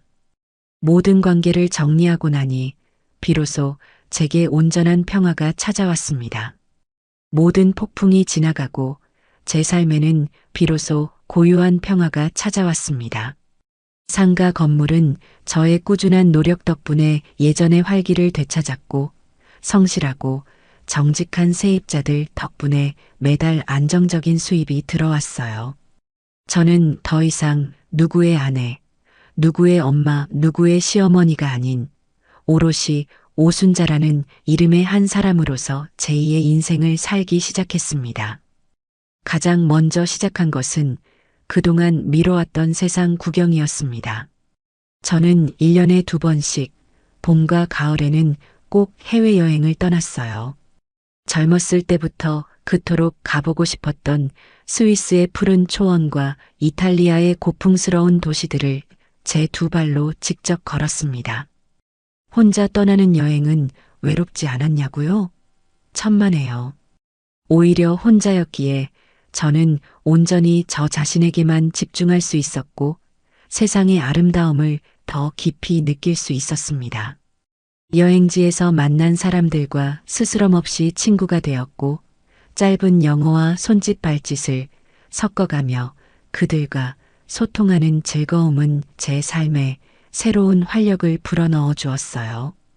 여행에서 돌아온 뒤에는 새로운 것을 배우는 재미에 푹 빠져 지냈습니다. 동네 문화센터에 등록해서 평생 배우고 싶었던 수채화와 서예를 시작했어요. 처음에는 삐뚤빼뚤하기만 하던 제 붓질이 시간이 지날수록 제법 그럴듯한 그림과 글씨로 변해가는 것을 보며 큰 성취감을 느꼈습니다. 함께 배우는 학우들과는 나이를 떠나 좋은 친구가 되었죠. 수업이 끝나면 함께 맛있는 점심을 먹고 서로의 그림을 칭찬해주며 소소한 행복을 나누었습니다. 그들과 함께 웃고 떠드는 시간 속에서 저는 아들과 며느리에게 받았던 마음의 상처들을 조금씩 치유해 나갈 수 있었습니다. 그러던 어느 날 저는 제게 주어진 부와 시간을 좀 더 의미 있는 곳에 사용하고 싶다는 생각을 하게 되었습니다. 평생 고생만 하시다 돌아가신 제 어머니는 늘 입버릇처럼 가진 사람은 없는 사람에게 나누며 살아야 한다고 말씀하셨어요. 저는 그 가르침을 실천하기로 결심했습니다. 박진영 변호사의 도움을 받아 제 이름으로 된 작은 장학재단을 설립했어요. 그리고 상가 건물에서 나오는 수입의 일부를 떼어 가정 형편이 어렵지만 꿈을 향해 열심히 노력하는 학생들을 후원하기 시작했습니다. 특히 부모의 사랑을 제대로 받지 못하고 자란 아이들에게 더 마음이 쓰였어요. 매년 연말이 되면 제가 후원하는 아이들에게서 감사 편지가 빼곡하게 날아왔습니다. 서툰 글씨로 그러나 진심을 담아 써내려간 아이들의 편지를 읽는 것은 제게 가장 큰 기쁨이자 보람이었습니다. 할머니의 도움 덕분에 등록금 걱정 없이 공부에만 전념할 수 있었어요. 나중에 꼭 훌륭한 사람이 되어서 할머니처럼 어려운 사람들을 돕는 사람이 될게요. 그런 글귀를 읽을 때마다 저는 피 한 방울 섞이지 않은 이 아이들이야말로 제 진정한 자식들이고 이 아이들의 꿈을 응원하는 것이야말로 제 삶의 가장 가치 있는 일이라는 것을 깨닫곤 했습니다. 시간은 흘러 소송이 끝난 지 어느덧 3년이라는 세월이 지났습니다. 어느 화창한 가을날 저는 새로 산 사진기를 들고 공원으로 출사를 나갔어요. 단풍이 곱게 물든 길을 따라 걸으며 셔터를 누르던 그때 저 멀리서 익숙한 인형을 발견했습니다. 공사장 인부들 사이에서 안전모를 쓰고 땀을 뻘뻘 흘리며 벽돌을 나르고 있는 사람. 바로 제 아들 성규였습니다. 3년 만에 본 아들의 모습은 많이 변해 있었어요. 값비싼 옷 대신 작업복을 입고 있었고 얼굴은 햇볕에 그을려 검게 변해 있었지만 예전처럼 비굴하고 나약해 보이지는 않았습니다. 오히려 묵묵히 자신의 일을 해내는 모습에서 이전에는 찾아볼 수 없었던 단단함과 건강함이 느껴졌습니다. 그 순간 성규가 잠시 허리를 펴다가 저와 눈이 마주쳤습니다. 아들은 깜짝 놀란 듯 그 자리에 굳어버렸고 저 역시 잠시 당황했어요. 어색한 침묵이 흘렀습니다. 잠시 후 성규는 제게 다가오는 대신 그 자리에서 저를 향해 허리를 깊이 숙여 인사를 했습니다. 죄송함과 감사함, 그리고 자신의 삶을 열심히 살아가고 있다는 무언의 다짐이 담긴 인사였을 겁니다. 저는 그런 아들을 향해 아주 희미하게 고개를 한번 끄덕여 주었습니다. 그것으로 충분했어요. 더 이상의 말도 만남도 필요 없었습니다. 우리는 이제 각자의 삶을 살아가는 독립된 존재로서 서로를 멀리서나마 인정해 준 것이었습니다. 저는 조용히 발걸음을 돌렸습니다. 마음이 이상하리만치 평온했어요. 저는 지금 지중해가 보이는 작은 해변 마을에 와 있습니다. 혼자 떠나온 한 달짜리 여행의 마지막 날이에요.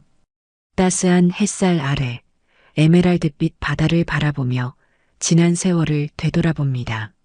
미역국 한 그릇으로 시작되었던 그 끔찍했던 전쟁. 그 전쟁을 통해 저는 많은 것을 잃었지만 동시에 그보다 훨씬 더 소중한 것들을 얻었습니다. 바로 제 자신의 존엄성과 스스로의 힘으로 행복해질 수 있다는 자신감이었죠. 이제 저는 그 누구도 부럽지 않습니다. 제 인생의 주인은 오직 저 자신이며 제 삶의 행복은 다른 누군가가 아닌 제 스스로가 만들어 나가는 것이라는 사실을 깨달았기 때문입니다. 해는 저물어 바다를 황금빛으로 물들이고 저는 제 인생의 가장 아름다운 황혼을 온 마음으로 마주하고 있습니다. 그래요. 어쩌면 제 인생의 진짜 황금기는 바로 지금부터 시작인지도 모르겠습니다. 저는 아주 오랫동안 행복할 겁니다.